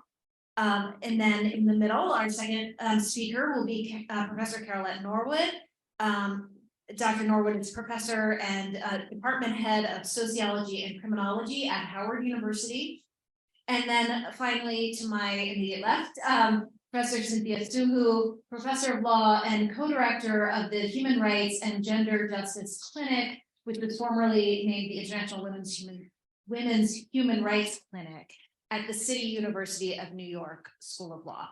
And the subject of this panel, to kind of look to the future, or hopefully at least look toward reproductive justice, is what does the future of reproductive justice look like? So turn it over to you. Thank you so much. I want to thank Jessie for inviting me here today. It's been such a rich and engaging discussion. Thank you to everyone at CASE, and thank you to all the speakers. Thank you to all of you for hanging in here until the end of this very rich and very intense day. And I have to apologize in advance. I did not plan my flight well, so I have to run out of here actually at 4:15, which is earlier than I expected to. But I know it's been a long day, so I'll talk as quickly as possible. So in this, the project that I'm working on is called a health justice approach to abortion, and I will briefly explain this framework, which is an emerging framework, and it's part of thinking about framing abortion as healthcare. In the decades of intense debate we've had about abortion, I think the focus on abortion, focus has been on abortion as a civil right, as a constitutional right, but the notion of abortion as a healthcare concern in the law has faded since Roe versus Wade. It's been siloed from healthcare in the law and segregated from mainstream medicine in Wade. And a number of legal scholars have been arguing about sort of reframing abortion as an aspect of healthcare. I've relied heavily on Jesse Hill's work in this regard. And so this project sits within that line of scholarship, urging awareness or framings of abortion and healthcare more broadly. Now, we all know abortion is not the only issue that has been losing ground as a civil right, as we heard from Kiara earlier. Racial justice is also on the chopping block as the Supreme Court takes aim at affirmative action, at the Voting Rights Act. So in many domains, scholars are talking about the need for new frames to advance civil rights and in new venues outside the federal courts. So, oops. Okay, click. There we go. So there's been a number of scholars who argued in favor recently of framing civil rights issues as healthcare issues through this framework of health justice. And talking about it as the civil rights of health or medical civil rights. So in some ways, these scholars are arguing for medicalizing civil rights through a health justice frame. Medicalization, which we've heard a little bit Liz talk about, the definition is not firm. Broadly, it's understood as framing a phenomenon as medical in nature to sort of justify deference to medical experts in terms of decision-making authority. Now, it's often criticized, but these scholars recently have argued that the health justice framework could be deployed in ways that might advance civil rights, to talk about issues such as fair housing, race discrimination in policing, and poverty more generally as public health issues. This framework has not been extended to the abortion context, and so that's what this project is aiming to do, to put this emerging framework of health justice into conversation with the reproductive justice framework that has been more commonly used to support abortion rights in particular. So in some ways, I'm arguing for remedicalizing abortion rights, but through what I think is a new and different form of medicalization with this health justice approach. And in particular, the health justice approach to talking about abortion rights, I think offers the potential in our current post-war world to advance more equitable access to abortion care by linking together both medicalized, health-focused framings and demedicalized or equality-focused framings. And so, medicalization is gem-spaced in this way. It can both stigmatize and subordinate, as Liz's work explained. But at the same time, it can offer opportunities for obtaining rights and, very importantly, obtaining resources for marginalized groups. And we can see actually some of this promise and peril of medicalization in abortion jurisprudence itself. So I'm just going to quickly look at Roe and Casey to sort of illustrate this point. So Roe, we know, provided broad legal protection for the abortion right under the Due Process Clause, but its rhetoric did not evince much respect for women or women's decision-making capacity. Instead, the court in Roe characterized the abortion decision as belonging primarily to the physician rather than the patient. There was even some debate in the immediate aftermath of the decision: is this the physician's right or is this the woman's right?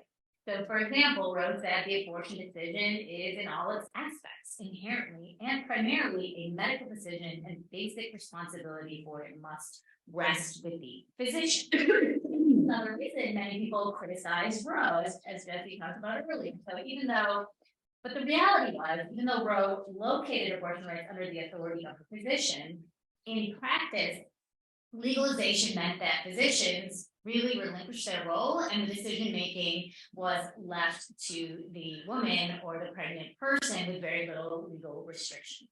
If we compare Roe's rhetoric and the doctrine to Planned Parenthood versus Casey in 1994, which upheld Roe but really watered down legal protections for abortion rights, Casey employed a very different mode of reasoning, a very different kind of rhetoric than Roe. It still rested on the Due Process Clause, but stressed the importance of gender equality in protecting access to abortion.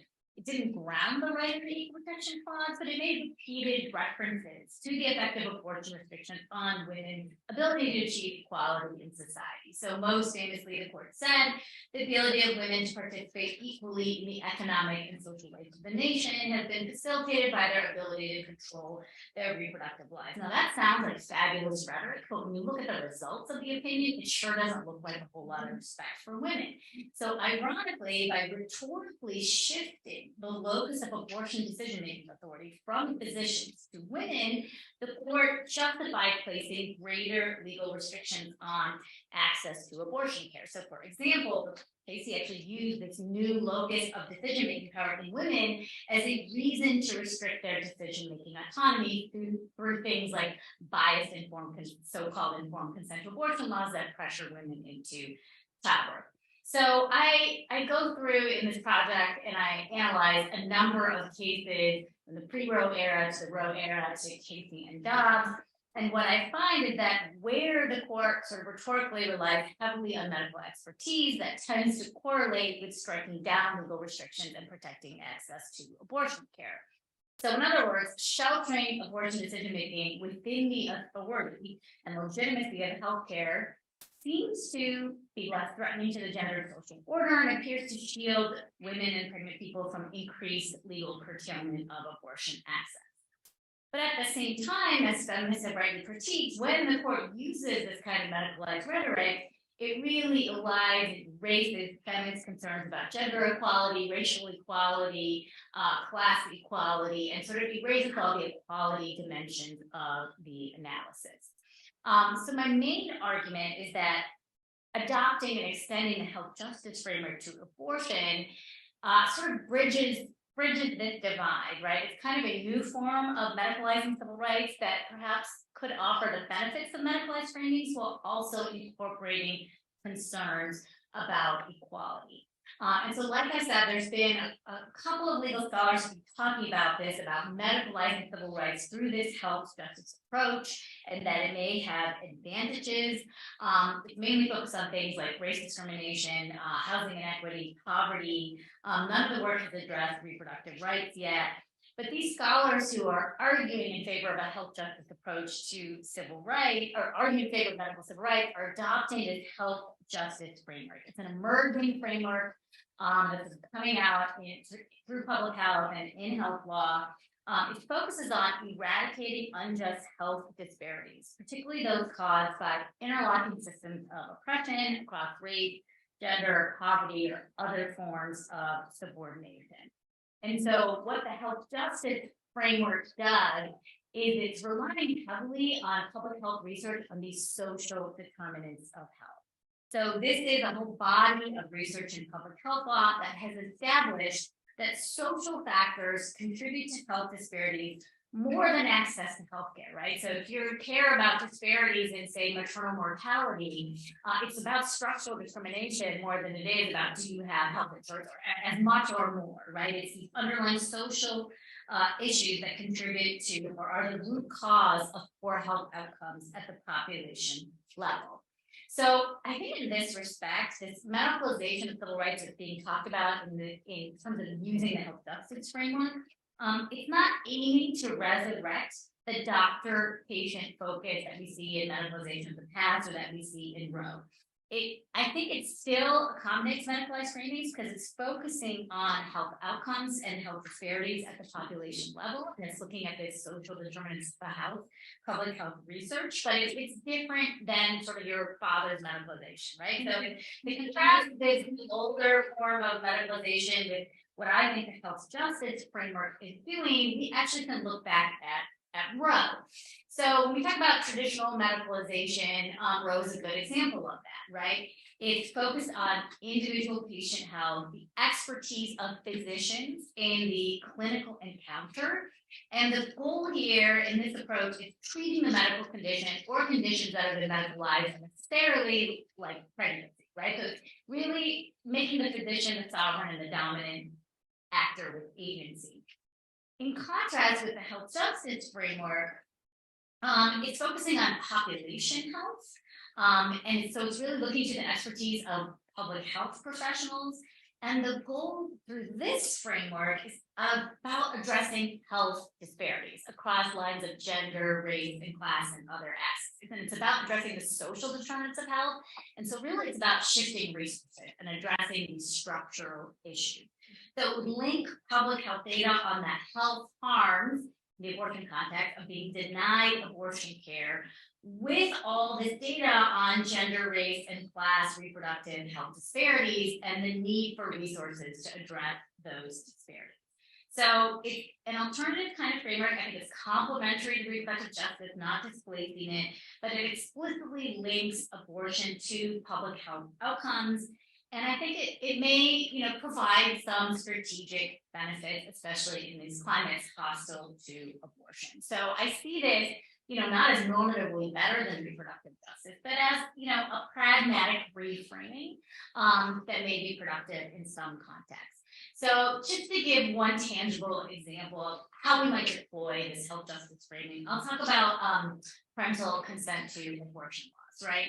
A vast majority of states have these laws where teenage girls and pregnant people facing an unplanned pregnancy have to get permission from a parent or a judge to receive abortion care. These have been passed in jurisdictions that are very sympathetic to abortion rights, right? People, they can sell this to the public. Of course, a parent should be involved with decisions for a teenager who wants an abortion. Don't parents have to get consent anytime a minor needs access to medical care? That's actually not totally true. In most states, teenagers can obtain access to contraception, to prenatal care, to childbirth care, to mental health treatment, drug treatment without a parent's consent.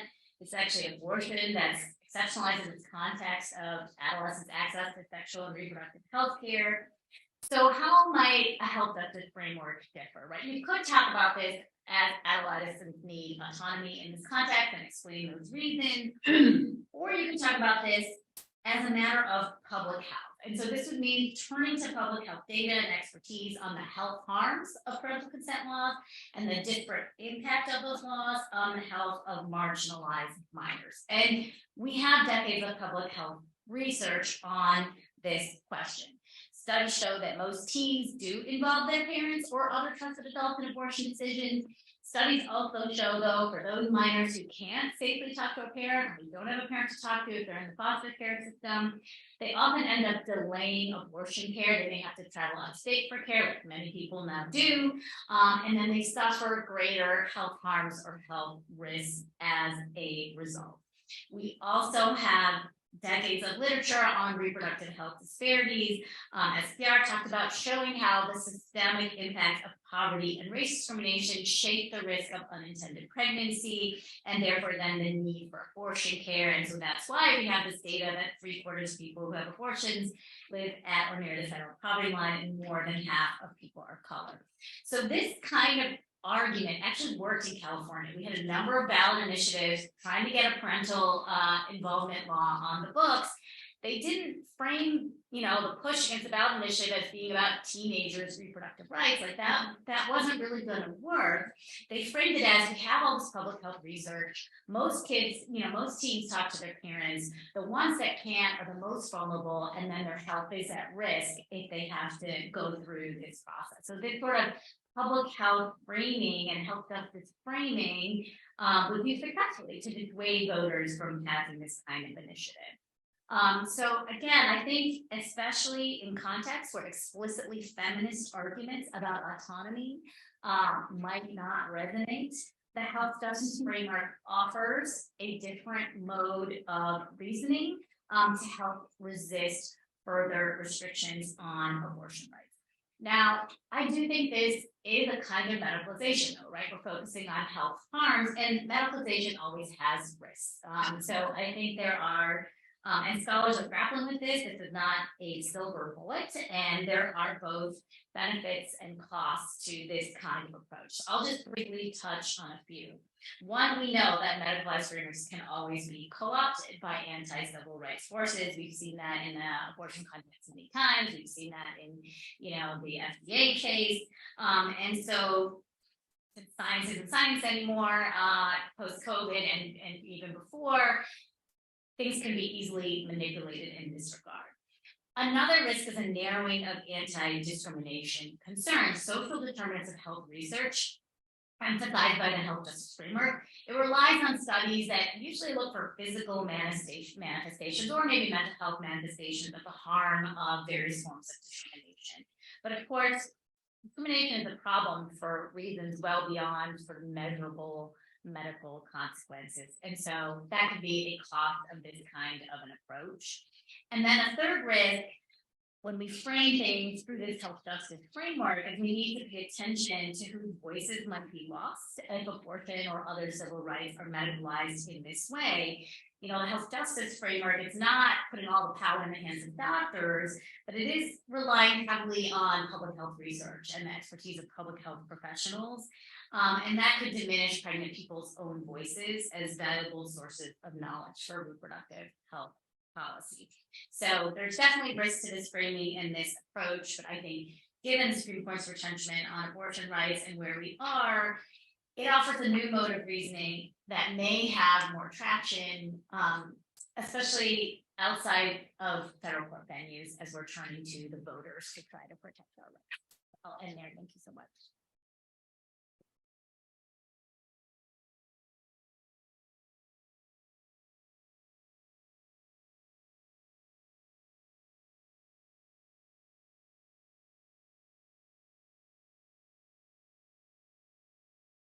So my name is Carolette Norwood.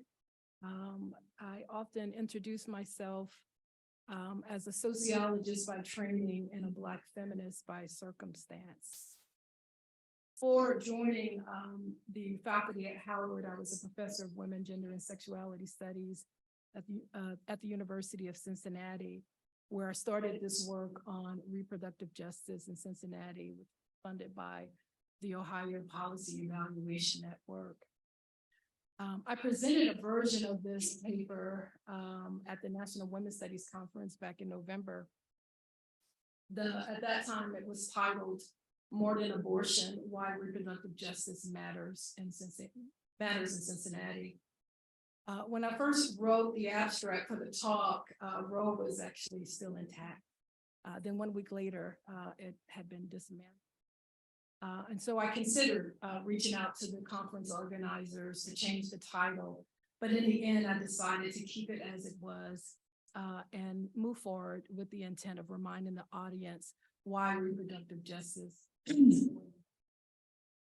Honestly, I was frustrated and tired of being asked why abortion was not centered in this reproductive justice study on Black women.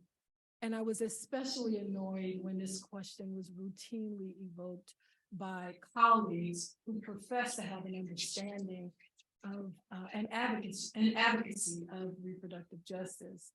In their minds, how could reproductive justice be how could abortion be off-centered and not prioritized in the ways that they had imagined it should be? While reproductive justice staunchly supports improving and keeping abortion safe, legal, and affordable, with equal importance and simultaneously, reproductive justice critically assesses the intersections of race, gender, sexuality, and social class, and shaping the lived experiences of individuals whose identities have been marginalized and whose lived experiences are shaped, profoundly shaped by systemic oppressions, and how these in combination undermine reproductive and sexual health for women of color. Reproductive justice is unapologetically in pursuit of social justice and human rights. As Mickey Kendall, author of a book called Hood Feminism, reminds us, today's mainstream feminism is still unable to see, acknowledge, and take up the feminist issues that impact women of color and non-cisgender persons, be it around gun violence, housing displacement, food insecurity, school to prison pipeline that disproportionately impacts Black and brown girls, and are the reproductive health needs of trans women and gender non-binary persons.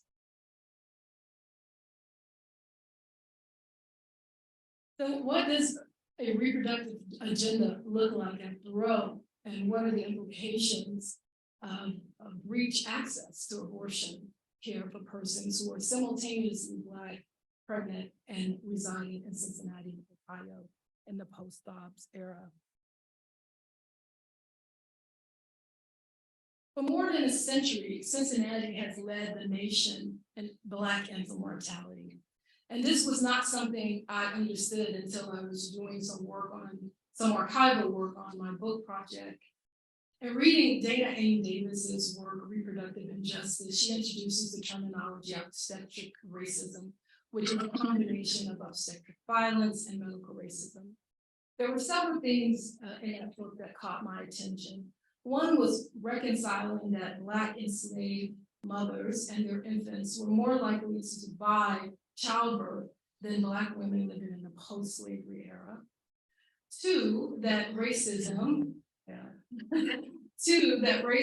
is undermining Black infant and maternal health. And three, when deliberate intent and oversight, when there is deliberate intent and oversight, policy can work, as shown in the history of the Shepherd-Towner Act. So what was the Shepherd-Towner Act, and did Cincinnati have one? So I, doing archival work, went in and actually found that the the Shepherd-Towner Act provided federal funds to states to cover costs for programs established to address high maternal and infant death rates. And sure enough, the state of Ohio had received funds in 1921 from the Shepherd-Towner. And Cincinnati happens to be the only location in Ohio to specifically focus on saving the lives of Black mothers and their babies. At the time, the Black infants were dying 3 times the rate of white infants. This is in the 1920s. In 2020, a century later, Black infants in Cincinnati are dying 3 times the rate of white infants. So the point I like to highlight here is that there's a continuity of racial injustice over time, and as a violation of human rights. In response to the question, what's different between what's the difference between reproductive justice and reproductive rights? Loretta Ross explains that the founding mothers of the R-Day movement were frustrated with the conversations on abortion that isolated it from social justice issues that surround the lives of women and people who become pregnant. She explained, quote, because if a person has pre-existing human right violations in her life, like a lack of housing or a lack of health care or violence from a partner or job or education insecurity, then an unplanned pregnancy can be a tragedy because it could just totally derail their lives. And yet, if they have good answers to human rights questions, a stable job, education, future, childcare, a bedroom to put a child in, that kind of thing, then many people turn an unplanned pregnancy into a wanted child. We Black women critique both the pro-life and the pro-choice movement for only starting with the pregnancy, not paying attention to what's going on in the person's life before the pregnancy happened. And so we wanted to use the term reproductive justice as a human rights-based framework to talk about what were the pre-existing human rights concerns in the person's life before the pregnancy occurred. So what were the pre-existing human rights violations that undermined Black women's reproductive needs and parental autonomy in Cincinnati before the Dobbs decision declared that there is no constitutional right to privacy for women to terminate a pregnancy?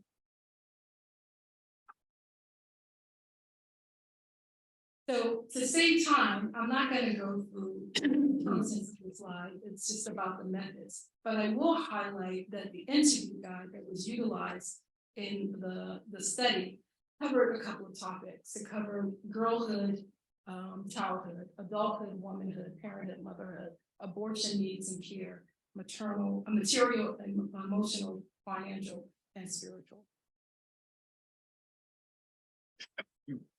So this is just some things that came out of these data. But to make sense of it, and I tell you, I struggle sometimes, especially when I'm presenting some of these quotes to predominantly white audiences. But to make sense of the findings, it's helpful to understand it through the Black feminist framework. P.H. Collins explains that U.S. Black women lived experiences is characterized by intersecting oppressions, economic, political, and ideological. And by ideological oppression, she's referring to the stereotypes and the generalizations that mischaracterize Black women. Here we go. So another note, I did the slides before I chose my quotes, so I'm gonna probably move from the bottom up, so just, follow along. So beauty and body image emerge as a theme in an RJ study.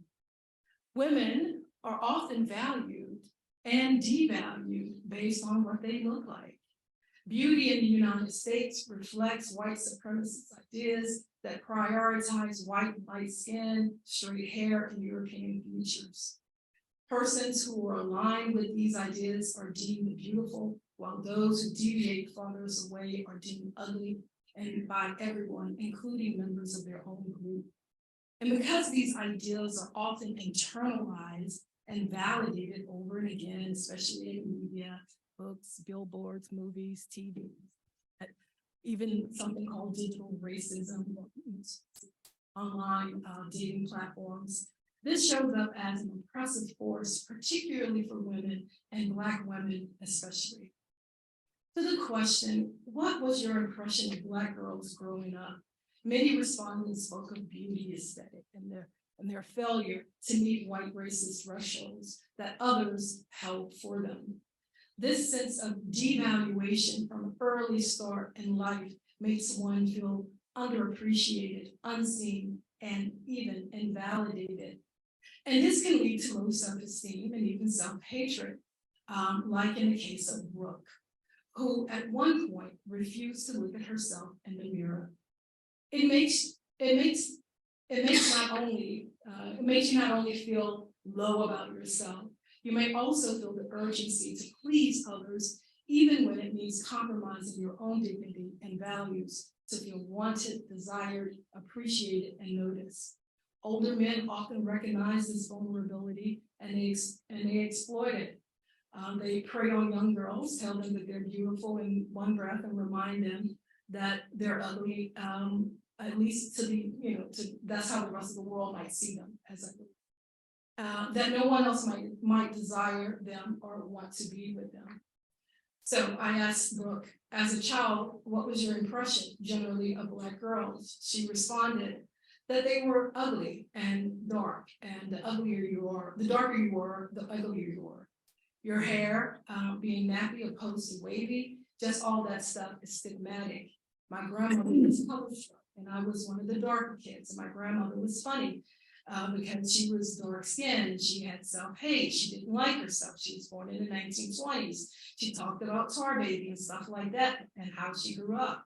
My two cousins, they were light skinned, they didn't have the same life me and my cousins who were dark.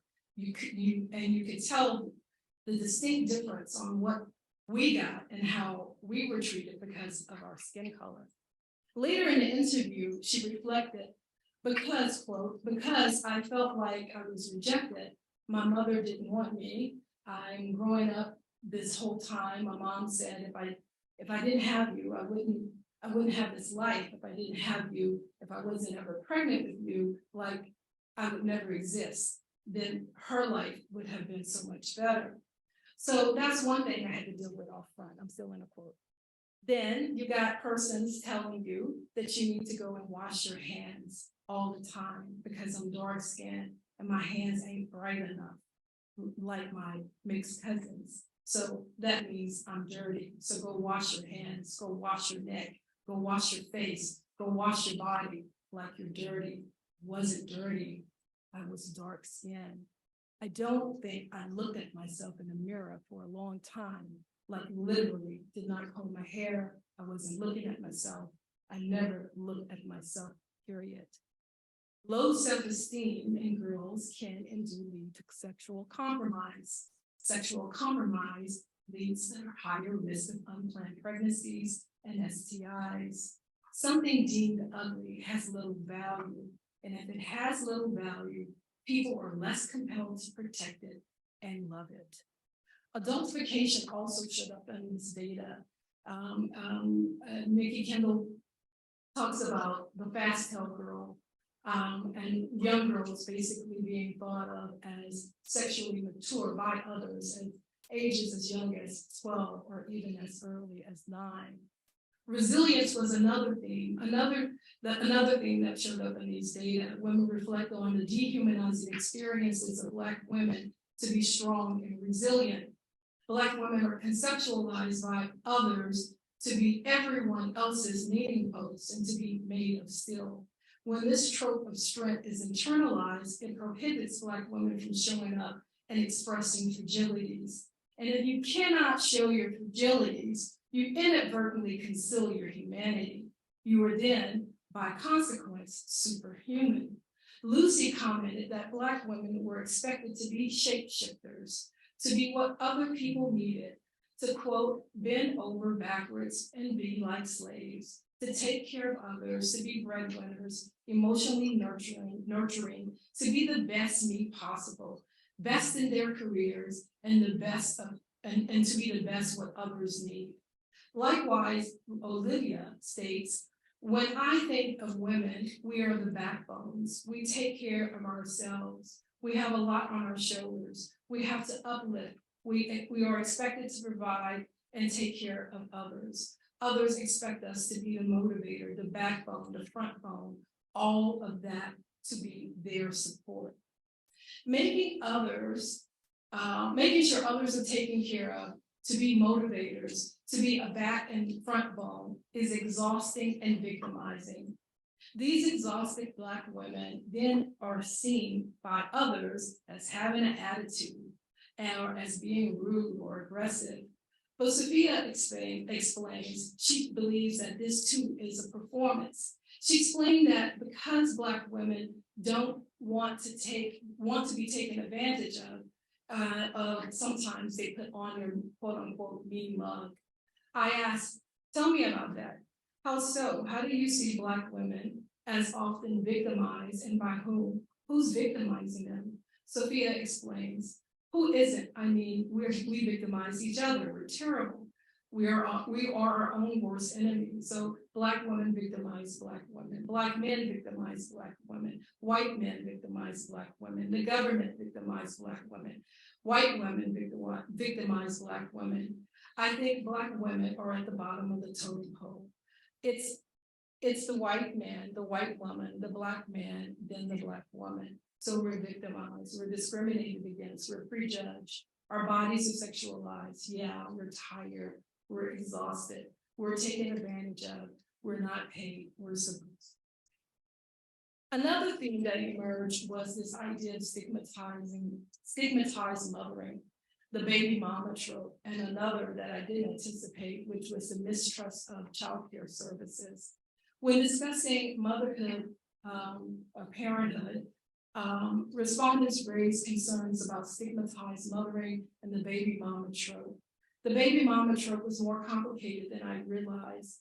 In these data, it seemed to emerge as a concern, not for being a single mother or not being a single mother of multiple children, but rather being a single mother with more than one baby father. Child support was also a complicated trope when we feared being, again, mischaracterized as engaging in what some people might call the broke woman's hustle, or she is prioritizing cultivating positive parental relations between her children and their father, and did not want to see the system knock him down when she needed him standing. So some women deliberately avoided pursuing child support out of those concerns.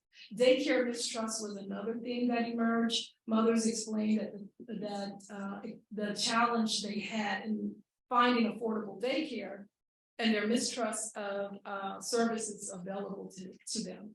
They worried about their children being too young to speak for themselves. They also worried about their children being neglected while in the care, under care at the facility. Attitudes and experiences with abortion were complicated. There were several narrations of women who expressed a need for abortion but couldn't get one.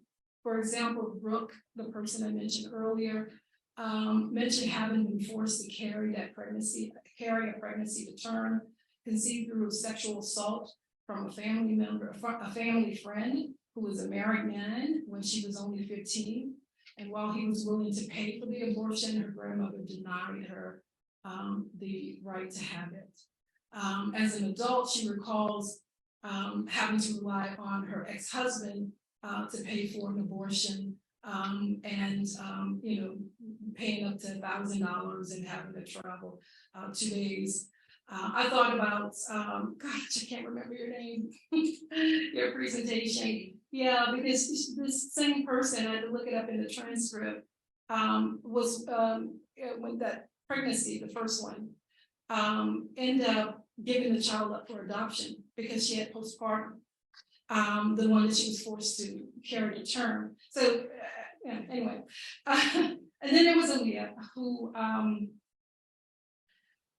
who was viciously raped and forced to carry a pregnancy to term because she was unable to raise $250 to cover the abortion. She scoured the internet looking for, you know, ways to self-induce pregnancy. She tried other techniques, but was unable to do that. And even though she, after the rape, she, you know, did Plan B, that pregnancy was viable. And as I stated, she, you know, had to carry it to term. So sexual violence, poverty, and devaluation of Black women come together in a way that diminishes their human rights. Another way that poverty showed up was in Mia's story. She explained that she had a child that passed away after 3 months. The baby was born premature and could not breastfeed. So she had to rely on formula. But she explains that the baby died due to a ruptured intestines, though the birth certificate stated that it was due to fear. And I don't know where I am on time, so I won't read that quote.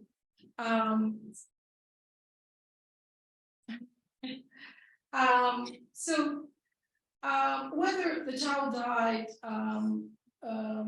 because of switching the formula or not, it's unknown, but she couldn't afford it, right? So she ended up blaming herself. She carried a lot of sorrow as a result of that child's passing. One of the things we understand better since the fall of Roe is that there was a large swath of women and persons for whom reproductive autonomy and abortion was denied. Be it in the presence or absence of Roe, reproductive injustice has always been a reality for Black women in the United States. Since the nation's inception, we have always navigated an existence within a political and legal framework of injustice, with this mischaracterization of our being often entangled with indictments of criminality. Black women have been fighting for centuries for reproductive autonomy, and this fight is inextricably tied to economic justice, environmental justice, and racial justice, and should be understood within a broader struggle for social change and human rights.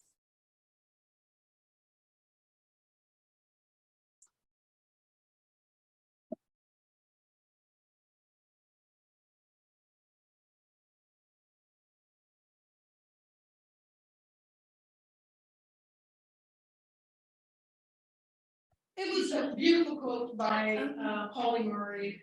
I can't see it. But yeah, okay, so hope is a song in a weary throat. Give me a song of hope and a world where I can sing it. Give me a song of faith and a people to believe in it. Give me a song of kindness and a country where I can live it. Give me a song of hope and love and a brown girl's heart to hear it.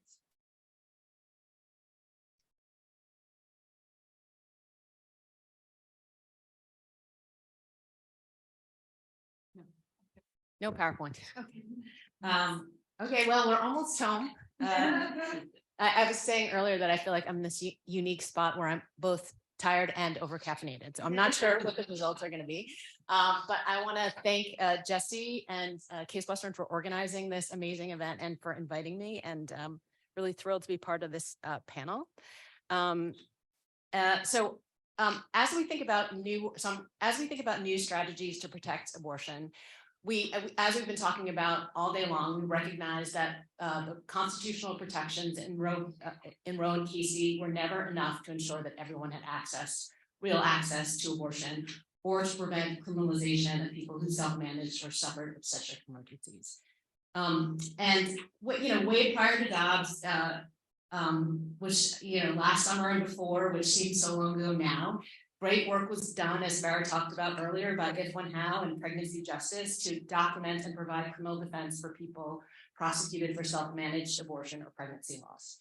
And those organizations and scholars like Kiara and Dorothy Roberts analyzed how race, prosecutorial discretion, and the embedding of surveillance and health systems and stigma about abortion and bad mothers helped drive criminalization and the harm that ensued. And now that Roe has been overturned, the outside political influence of anti-abortion extremists and our real national addiction to carceral approaches has resulted, I think, in many legislatures leaning into rather away from criminal penalties, noting Farah's earlier comment that still they haven't started criminalizing people who have abortion, but we're seeing increasing criminal penalties on people who provide abortion. But on the flip side, internationally, we've been seeing the green wave of abortion liberalization in many countries, including Latin America, and a specific repudiation of the use of criminal abortion laws. And so I wanted to focus my remarks on how international and regional human rights bodies and high courts from other countries have analyzed highly restrictive abortion laws and the developing norm that criminal abortion bans violate human rights. And I think one of the benefits of looking at human rights and comparative law is that international bodies have confronted the real harm that criminal abortion bans cause, and the things that we've been talking about all day, and the things that we're only beginning to see. And these bodies have recognized that criminal abortion bans violate multiple human rights, and in many cases can constitute torture or cruel, inhuman, and degrading treatment. These international cases have also analyzed what happens when countries like El Salvador enforce criminal abortion bans, turning hospitals into crime scenes, and imposing lengthy sentences on poor and rural women who have experienced obstetric emergencies. And finally, I think the international cases help us recognize that making abortion illegal or criminal doesn't decrease abortion, as we talked about earlier. It just forces people to self-manage. As illustrated in many countries, has led to high rates of maternal mortality and morbidity resulting from unsafe abortion. So just a roadmap, there are multiple ways that human rights bodies analyze the right to abortion differently than here in the United States. Today, I'm going to give a broad overview of a range of human rights violated when access to abortion is prohibited. And then I'm going to talk about the growing human rights critique of the use of criminal law. So I'm going to describe the norms that are emerging from international human rights, regional human rights bodies, and also show how these norms were applied in two recent cases from the Mexican Supreme Court and the Colombian Constitutional Court. Both these cases extensively refer to and incorporate human rights law. And this really reflects the different status of human rights law in the domestic systems, legal systems in other countries, where human rights law often is directly applied by the domestic legal system, or really has a strong influence in how domestic law is interpreted, as well as the judicial dialogue that's going on between high courts in many countries, which I think that this U.S. Supreme Court is increasingly being left out of. So just a quick summary of the two cases. The Colombian case, and which is C-55-2022, was decided in 2022. It culminated several cases that came out of the Colombian court on abortion, following a 2006 case that decriminalized abortion in exceptional cases. So these were cases of when the pregnancy endangered health, cases of rape and incest, and fetal malformations inconsistent with life. After 2006, the court issued multiple decisions really trying to ensure that the people could actually access abortion under these exceptions. In a 2022 case, the court actually took the further step of decriminalizing abortion for any reason up to 24 weeks. After 24 weeks, abortion is allowed, is continued to be allowed under the 3 exceptions. In the Mexican case, 148/2017, which was decided this year, the Mexican Supreme Court struck down a state law that criminalized abortion at any stage of pregnancy. The court held that the law unconstitutional because it completely nullified a pregnant person's right to choose an abortion, and for other reasons, which we'll discuss later. Interestingly, throughout the decision, the court used gender-inclusive language and emphasized that the decision applied to women and people with the capacity to become pregnant. So now just a quick summary of human rights law. I think, and even as was discussed in the first panel, unlike US law, which has identified the right to abortion as an autonomy right rooted in liberty and privacy, human rights law recognizes that restrictions on abortion, especially highly restrictive laws and criminal penalties, violate multiple human rights. And the earlier panel, I think, talked about, May talked about the South African court, right, in terms of the range of human rights that they recognize. But from a human rights perspective, preventing access to abortion violates the right to autonomy, the right to health, the right to life, the right to equality and non-discrimination, the right to be free from torture and cruel and degrading treatment, the right to information, the right to family life, the right to control the number and spacing of children, and the right to be free from violence. And many of these rights, like the right to health, are not recognized under US law. And human rights law also interprets rights like equality and non-discrimination in a broader manner that includes concepts like substantive equality and intersectional discrimination. And the rights to autonomy and the rights to be free from cruel and human and degrading treatment are really rooted in the concept of human dignity, which requires, I think, greater respect for individuals' decisions about their life plan and a recognition of the harm that's imposed when the state interferes with an individual's physical, mental, and moral integrity. So these are sort of, I think, different and deeper concepts than what we have in the United States. And finally, human rights law includes negative and positive obligations, right? So this means that if a person has a right to choose an abortion, the state actually has an obligation to ensure that they can actually access the rights. And so in international abortion cases, courts typically recognize that multiple rights are violated, and this results in a more complex layered vision of the harm and justification for state protection.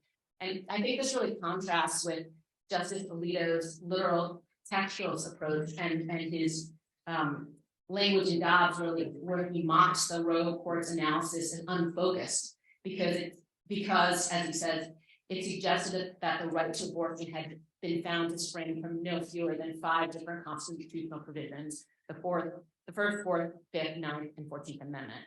But as Jesse was saying, thinking about interpreting the Ohio Constitution under human rights law, I think the fact that abortion is rooted in multiple rights really underscores its importance and fundamental nature, right? And the Mexican Supreme Court emphasizes that when it found a constitutionally protected right to decide, it reflected a combination of different rights and principles, and the essential notion that human beings inherently have the freedom to self-determination and to freely make choices that give meaning to their existence in accordance with their convictions, and that the basis of this is human dignity, autonomy, free development of personality, legal equality, the right to health, physical and psychological and reproductive freedom, right? So there's this idea that these multiple rights, the idea that abortion engages multiple rights, really makes the claim for protection all the more stronger, right? So human rights on abortion have really developed from the analysis of different human rights experts over the last 50 to 20 years. Most of this analysis was crystallized in 2020 guidance from the UN Human Rights Committee in its General Comment 36. General Comment 36 provides that while countries should be able to regulate abortion, abortion laws can't result in the violation of the human rights of pregnant people. And in particular, the regulations of abortion can't impose physical or mental suffering, can't discriminate, can't arbitrarily interfere with privacy, or endanger a pregnant person's life to health. And this is really crucial. Human rights bodies have consistently emphasized that countries can't regulate abortion in a manner that leads to unsafe abortion. And because of this, and because of the recognition that criminal penalties prevent people from getting healthcare information, clinical abortion care, and prevents them from seeking post-abortion care from complications, General Recommendation 36 specifically prohibits the imposition of criminal sanctions to women and girls who undergo abortion or to medical providers to assist them in doing so. There are other sort of related human rights standards. Human rights bodies have also criticized laws requiring health providers to report suspected illegal abortions because, again, they endanger the right to health because they force people to forego post-abortion care. They violate patient confidentiality. And as Sarah was saying earlier, they really can result in coerced confessions, right, leading to the withholding of medical treatment, which has been recognized as a form of torture. So just a little bit more about the Mexico and Colombian cases. So both the Mexican and Colombian cases, in both the Mexican and Colombian cases, arguments are made for total decriminalization, right? That abortion should be taken out of the criminal law. The courts incorporated the human rights arguments to strike down the criminal provisions, but they stopped short of totally taking abortion out of the criminal law in their legal systems. Consistent with international human rights law, both cases recognize that the bans violated multiple constitutional and human rights. Both cases rejected arguments that embryos and fetuses are legal persons. And this is consistent with human rights law, which human rights bodies have consistently said that embryos and fetuses are not human beings entitled to human rights. But they did recognize that there was a constitutional value or interest in protecting prenatal life that increases with gestational age. And both cases took into account the country's recent experiences under restrictive abortion laws. In finding that criminal penalties were an improper means to achieve this, both decisions found that criminal penalties were really an improper means to achieve the state's objective in protecting fetal life. And the courts really, I think, considered four factors. The first was whether the law was effective in furthering the state interest. The second was the detrimental impact of the law, including the violations of the rights of pregnant people and the harm to their health. The third was the disproportionate impact that the criminal penalties had on vulnerable communities. And the fourth was this principle, a general principle that criminal sanctions should be used as a last resort. And the courts also discussed abortion stigma, and I'll address each of these factors. So on the question of whether the criminal law was effective, both courts found that the criminal laws were not effective in furthering the objective of protecting fetal life because, as the Mexican Supreme Court noted, the social reality is that people will continue to have abortions even when they're illegal. The Colombian court recognized both that illegal abortions continued under the prior system of criminalizing abortions, except in cases, the exceptional cases of health endangerment, rape, and fetal impairment. But they also recognize that under the existing system, the people who were entitled to have abortions under the exception could not actually get them. And I'll talk about that later. Also found that the criminal laws had a substantial detrimental impact, both on the rights of pregnant people and their health and safety. The Mexican Supreme Court found that it was really improper to use criminal law in a manner that totally nullified the pregnant person's right to decide. And it said that the legislature should be balancing the rights of pregnant people and the state's interests, and the law could not improperly totally sacrifice the rights of pregnant people. Similarly, the Colombian court found that given the importance of a woman's right to freedom of conscience concerning a highly personal decision about her life plan and the costs imposed by forced pregnancy, it was improper to use criminal law to further the state interests. The courts also took into account the violations of the right to health and the threats to the life and physical integrity of pregnant people. Both courts cited General Recommendation 36 and studies showing that criminal abortion bans are linked to unsafe abortion and maternal mortality. And the courts expressed provisions endanger the life and integrity of women and individuals with childbearing capacity and created barriers to reproductive health.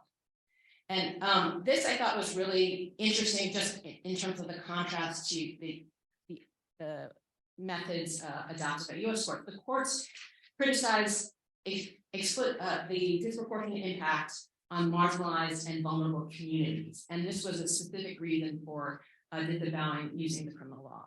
As a general principle, the Mexican court emphasized that it must consider inequality, marginalization, and precariousness, and take an intersectional view that considers the impact that the criminal laws have on specific groups, given the actual conditions of the country.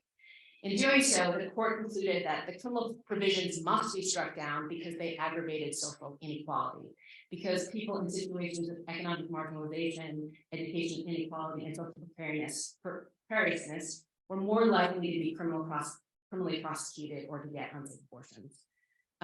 The Colombian court explicitly recognized intersectional equality claims and held that the criminal provisions had a disparate impact on people who are poor, people living in rural communities, Afro-Colombians, and indigenous people. How much time do I have? 5 minutes. Okay. So in terms of the principle of last resort, both decisions rely on the principle that criminal law should only be used as a last resort.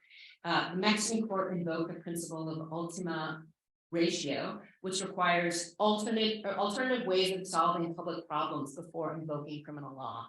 And it stated that rather than invoking the most aggressive measure, which is the criminal law, the state should have employed other means to protect life that work together with a pregnant woman. And I thought this is some of this is problematic, but I think it also goes back to what Phoebe was talking about in terms of the state should have been thinking about how do we make pregnancy more affordable, right? There are other things that the state could have been doing, and making sure people have access to family contraception, right? There are other things that the states could have done to further its interest in protecting fetal life before going to criminalize abortion.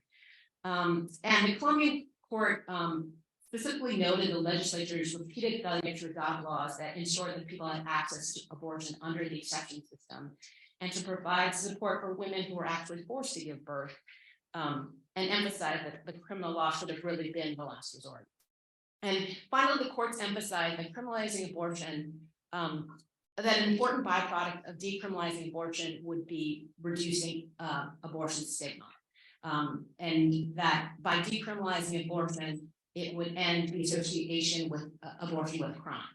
And the Colombian court discussed that in the former exception system it had, that the stigma associated with the criminal law made the exception system unworkable. And it noted that since 2006, complaints and prosecutions actually increased under the exception system, and that it was actually healthcare providers who were the main source of complaints to police.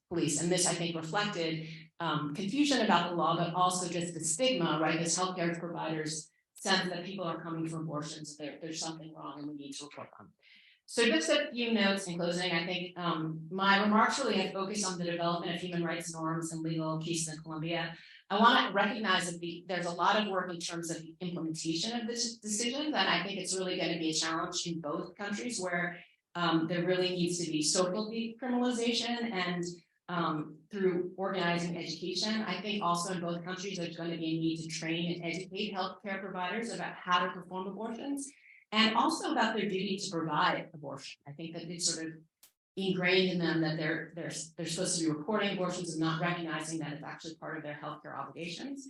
And I also want to recognize the inherent difficulties of importing legal arguments and strategies to different jurisdictions.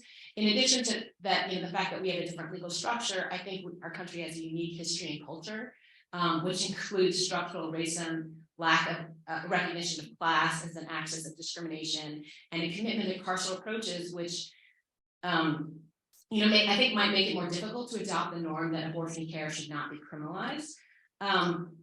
However, I think the consideration of human rights norms and the experience in other countries, can be helpful as legislatures are considering whether to adopt new criminal penalties or as Sarah pointed out in that map earlier, as states are considering laws that would prohibit criminalization of people for adverse pregnancy outcomes. And I also want to submit that this is really an important topic for the reproductive rights movement to engage in. And as we consider our relationship to sort of broader decriminalization and abolitionist movements in the US. Thanks.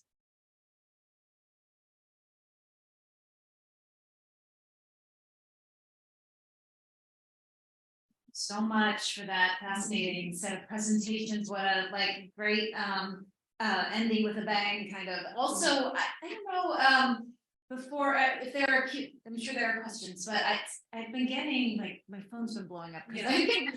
Sorry. You extended the stay to Wednesday. Till Wednesday. Okay, so sorry. Extended this day and Wednesday. That's right. So FYI, I got great talking about our talk. Yeah. It's fine. Yeah. Yeah. Yes, so just wanted to share that. Like there's a question there. Somebody had asked a question on the So this is great stuff, fabulous stuff. I think for American constitutional law, so far it's a complete total non-starter. Let me say the negative liberties view of the Constitution. So what you mentioned about, I remember which one, but that the unfair impact on marginalized communities and all that.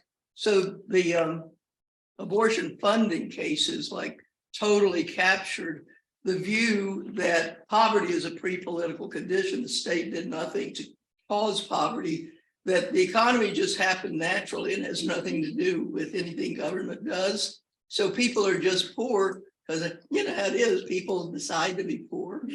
And therefore, we owe them nothing, right? We don't owe them funding to have an abortion, even though it's a constitutional right. But it seems to me that none of those kinds of really great statements of human rights can ever go anywhere in American constitutional law at the federal level. So they would have to persuade legislatures to try to take on an affirmative obligation. And I don't know how. I don't think Congress is likely to do it anytime soon. So, any thoughts of? And do you view that the negative liberties idea is almost a cultural barrier to how the United States thinks about public welfare? Yeah, I mean, sometimes I like to read international comparative cases just to think about the roads that we could have gone down, right? In terms of if Harris versus McRae was a very different decision. I mean, I think we can think about state court approaches, but also I feel like when we're talking about human rights in the United States, I think it's also about how people understand, what their rights are, like the reproductive justice, what our rights are, and that, our rights that we're claiming and defining are broader than what's in the Constitution. And so I feel like part of it is, being empowered with, inherently knowing sort of what your human rights demands are, because I think we all feel it in our soul, but also that other countries don't think this is crazy, right? There's this idea that the Mexican Supreme Court would actually say, well, when we're looking at a neutral law, we should think about how is this affecting people who are poor? It seems like a no-brainer, but we're so brainwashed in sort of this US perspective. So I think that maybe it helps us define our demands. It's interesting because I was also thinking as you were speaking that the part about criminalization being a last resort kind of fits into a narrow tailoring framework under strict scrutiny and could lead to a creative alternative, right? You want to advance, potential life or prenatal life, and there are all these things you could do other than banning abortion. And I also think sort of from a policy standpoint, and I feel like it goes back to the point people were making earlier, this crazy idea that if the state has an interest in protecting life, there's so many things you could be doing, right? And they are so that would not actually violate people's rights, right? And even if we can't as a legal matter, bring that as a claim, I feel like that should be the discussion that we're having.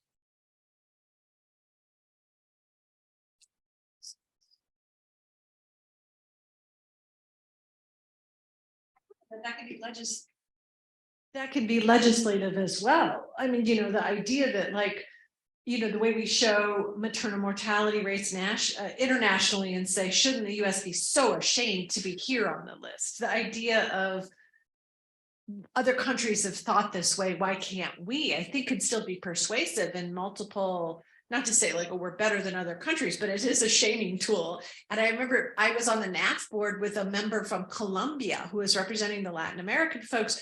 And the shift over that 6-year term of being like, ooh, it's banned in Colombia. You guys are really operating under the, oh, okay. So you have a Supreme Court ruling and we're tanking. And that cultural humility of like, tell me how you operate in environments of illegality. You know what I mean? Like the flip at that table was profound and educational to me. So I think that there's so many arenas in which to make what are human rights arguments that are extra, not courts, because obviously the US Supreme Court, it's not the moment for it, but it doesn't mean it's not right. And we shouldn't make it in how you, bake it into the culture and for fruition decades later. I love it. I have a couple of questions, but I'm going to ask Maya quickly because I know you have to go. But yeah, I thought it was really fascinating the juxtaposition of Roe and Casey and the medicalization actually ironically empowering women and patients more than Casey's model, which is something I really had never made that connection. But I wonder, is there a world in which we go the demedicalization route that does empower, pregnant people, right? That's, that this looks different. So, talking about foregrounding self-managed abortion, or midwives and doula, the role of midwives and doulas, and so on. So, like, did you think about that as an alternative that like the law can somehow accommodate, or is we just kind of not there yet? No, I think so. And I think, it's funny because there's been talk about self-managed abortion, and in some ways it is a demedicalization. If you think of medicalization as about physician power, it's definitely demedicalized. But Yvette Lickford has written about this. Actually, there are ways. Self-managed care is still care, right? I mean, going to a pharmacist to get a pill, that's still a healthcare provider, right? It's not just about the physician. And that's kind of what I like about the health justice approach, because it decenters the physician. So you can, and it foregrounds equality and structural forms of discrimination and leading to health disparities. So, it's both demedicalized, but it's still about health from a public health perspective, right? And so I think you could even, think about self-managed abortion through the health justice framework and actually how self-managed abortion protects public health and reduces reproductive health disparities. So some of it is like how you define medicalization, whether you call it medicalized or demedicalized, and that's just something in my literature. There's not very clear definitions of medicalization or not. And there's lots of, there's a long history of self-managed care, going back to getting access to HIV medications, right? We haven't talked about transgender healthcare yet and all the parallels, happening there with criminalization and people now having self-managed their gender affirming care and getting a hold of hormone therapy and doing it themselves. And I think, from a health justice perspective, self-managing your care, that's still healthcare, and you still need to access that healthcare from other points. And having access to self-managed care is a very important public health priority. So I could still think about it from a public health perspective in that way. This actually raises a question I wanted to ask Elizabeth on our panel, and this is tied about the definition of demedicalization. And I just wanted to share, I have such deep ambivalence about that term, because when you're taking what a couple of weeks ago I would have called an FDA-approved medication, even if it's being sent to you and you're used in your home, I still think that's medicalized in the sense there was all this medical research on the pharmaceuticals and they were approved and you have safety data. Just because you're taking it home, to me, I think medicalization is often a really good thing for safety, but we use it to mean a sort of dominant paradigm of the doctor exploiting you or, corralling you. And I wonder if there's another term in terms of just like patient-driven care or person-driven care, because if you want to deliver at a hospital for safety, great, that doesn't mean you've consented to every intervention, you know what I mean? Like still, so there's something about patient-driven care, whether you're having a home birth, but you want to have a licensed person, there's so many versions. And so we think that something at home is demedicalized, but I'd say if you're there with a licensed midwife, it's perfectly medicalized in a way that you maybe had selected and controlled. So I wondered your thoughts on the word demedicalized and if there's alternatives, or maybe I'm wrong to be looking for them. I would say on that last point, birth with a midwife at home is not medicalized care because midwives don't do medicine. And that, I mean, that's. Midwife who delivered my baby would say otherwise. Like, I mean, I think there's such a, but I delivered in a hospital. I mean, it's a huge issue for midwives when they're getting licensure, right? Like, I mean, it's different for nurse midwives who are practicing in hospitals and under the supervision of physicians. But to me, I mean, I take your point and I don't disagree, but to me, I think about it not so much as a binary thing, that it's medicalized or demedicalized, but that there's sort of gradations and these are processes where we can have more of this or less of that.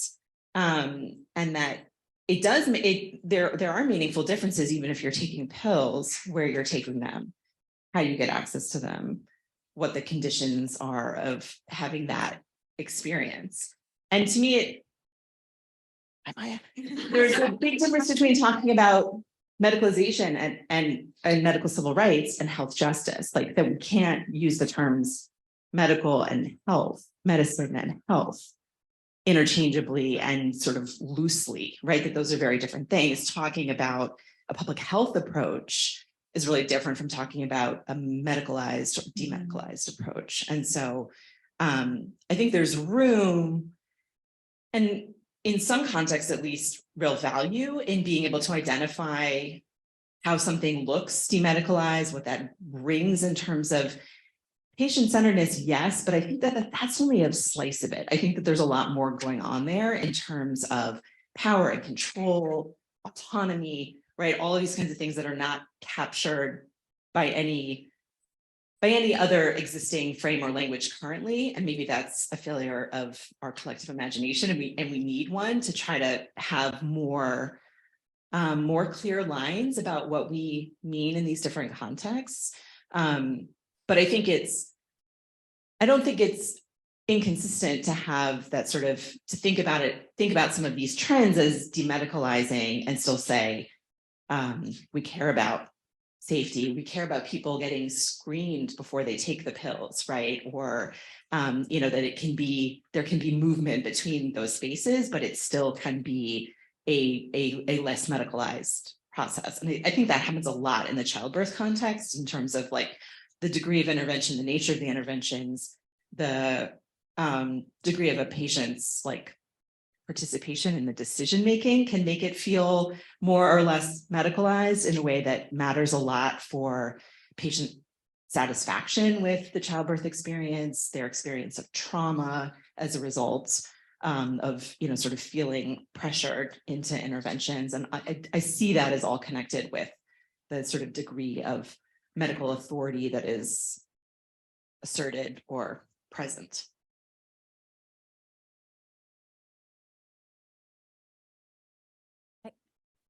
Well, if I can, I also had a question for Carolette, if you don't mind.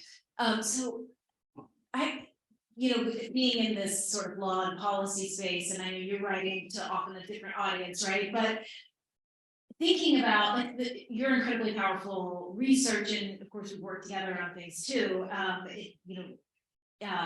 legally, and like thinking about bringing the perspectives and the stories of the people that you speak to into like legal discourse, like I just wonder, like, how do you talk about these experiences without reinforcing like stigma and assumptions and stereotypes around like violence and neighborhoods that are violent and people's lives that are tortured by violence, and kind of recreating all those assumptions. I just wonder if you sort of think about that because you're and how you think about it. Struggle with it. It's really difficult when there's limited time and you can't give full context. Yeah, I haven't mastered that yet. I'm still uncertain, how do you tell those stories? And, but I try to do it in a way that retains.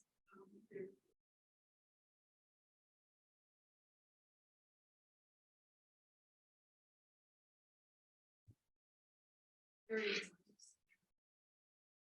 That's what I said, it depends on audience who's receiving it. When I speak to Black audiences, there's different reaction. And so, trying to figure out how do you deliver this.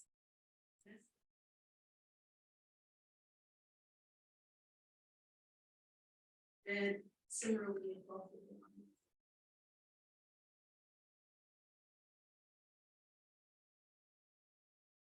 This is a little bit of a reaction to that conversation. And it has struck me many times in many contexts over the last, 10, 15 years, again, of so many of these issues in our society. How frustrating it's been to me that I think we saw it most blatantly in the context of the push for gay marriage and acceptance of LGBTQ relationships and identities overall. But the phenomenon that people of less progressive, more conservative, traditional views, whatever label you want to put on it, they had to know something. They had to identify with somebody at arm's length before, I think, was it Cheney whose daughter, was gay.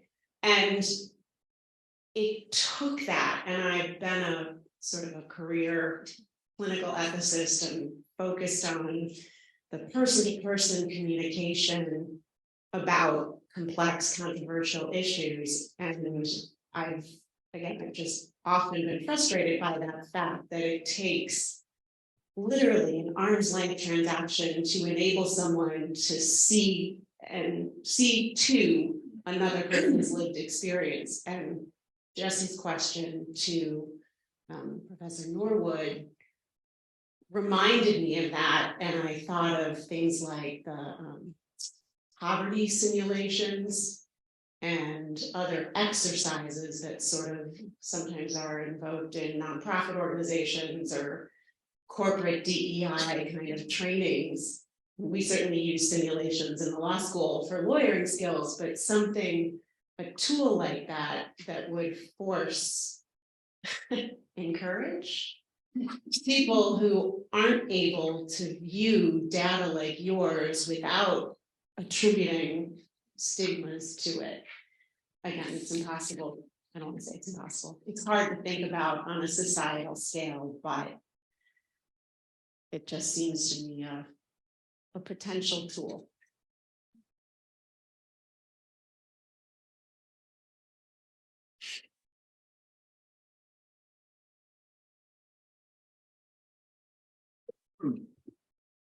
Yeah, so this has been really interesting to me, this, well, the whole thing, but the last couple of exchanges. I'm just thinking about specifically when you sort of invoked Obergefell and the critiques of Obergefell that issued after the decision issued, and some of those critiques were about the sanitizing of LGBTQ communities and the respectability politics about the plaintiffs that were chosen, and like those were the most heteronormative same-sex couples that could have been found as plaintiffs, and part of the reason likely for the success of Obergefell was that Kennedy was like, well, they're just like me, they're just gay, that's all. So I think that we need these stories, and so I think I also believe in like the production of knowledge for truth's sake, sort of like without regard to how it's going to be received. That's just kind of like my orientation as a scholar. And I think that it's important, maybe like in context, right? So we need to produce knowledge, and when we shift to the context of litigation and trying to make winning arguments, if that knowledge is out there and knowing what happens when we silence or exclude those voices, we get these legal wins, but those wins are not celebrated or even accessible to everyone. And then I'm also thinking about the first panel when I forgot who it was, but it rocks my world. Who said, "Whenever we speak, it may be co-opted against us," right? So I don't think that not sharing the stories is a strategy, a winning strategy. I mean, I think that there's always a possibility that when we share stories that might not be understandable by audiences, that it will be co-opted and just reduced to stereotypes. But I've sort of arrived at, like, just for the sake of truth, those stories ought to be generated, theorized, made into scholarship, and used in a way that might produce better outcomes for those communities. Yeah, that's where I end up. It's not a question. So how would you react to that?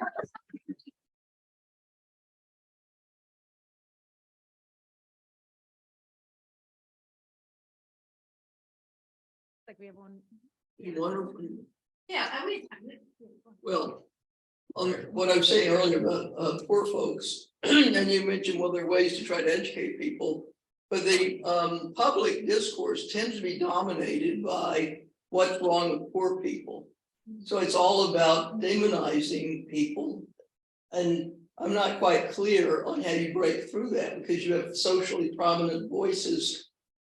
Some people remember, I forgot his name, Bill Cosby, right? And you had Daniel Patrick Moynihan, and you had Bill Clinton. And in other words, all of the really prominent leading voices have said poor people, and including people of color, they got problems, and I don't know how we're going to get them to stop with this stuff. And so I agree, you got to keep talking. But the question is, how do you break through that? To me, that's a socially dominant form of discourse that it goes away for a little bit, but it always comes back. And there's always some leading figures who are able to push it. And everybody falls into talking about, what can we do about these poor schmucks? They don't act right. And I taught a race law and culture class for a long time, and everybody wanted to be like I keep saying politically correct, but there was a woman who wanted to, I didn't know what to do when she started giving her presentation, because it was all about, what are we going to do about these poor schmucks? Like, the idea is these people have problems. That wasn't the way we were supposed to be talking in that class, but you try to respect the students. So I didn't exactly know how to intervene and say, you're totally down the wrong road here, please. So in other words, the culture is totally down the wrong road in a lot of ways. How we divert them, who knows? But I'm getting old now, and I've heard it over and over my whole life, including in a small town in Texas. Yeah, I think you're absolutely right. I feel like when we think about, the unique sort of culture of the United States, right, in terms of neoliberalism and sort of this, but I think that when we look at decisions from other countries, sometimes I think it helps us recognize that these are like politically constructed narratives, like that it's not, and just this idea that individual responsibility, and if you're poor, it's your fault, right, is really just about us not actually taking on and looking at structural factors, going back to the fact that it's cheap to criminalize abortion, right, but it's actually expensive to make sure people have prenatal care, or that people who have kids can actually afford them, or, so, but I think you're absolutely right, that is the dominant narrative, but I guess it's just, and we need to think about how to change it. Right, and telling the truth about it, right?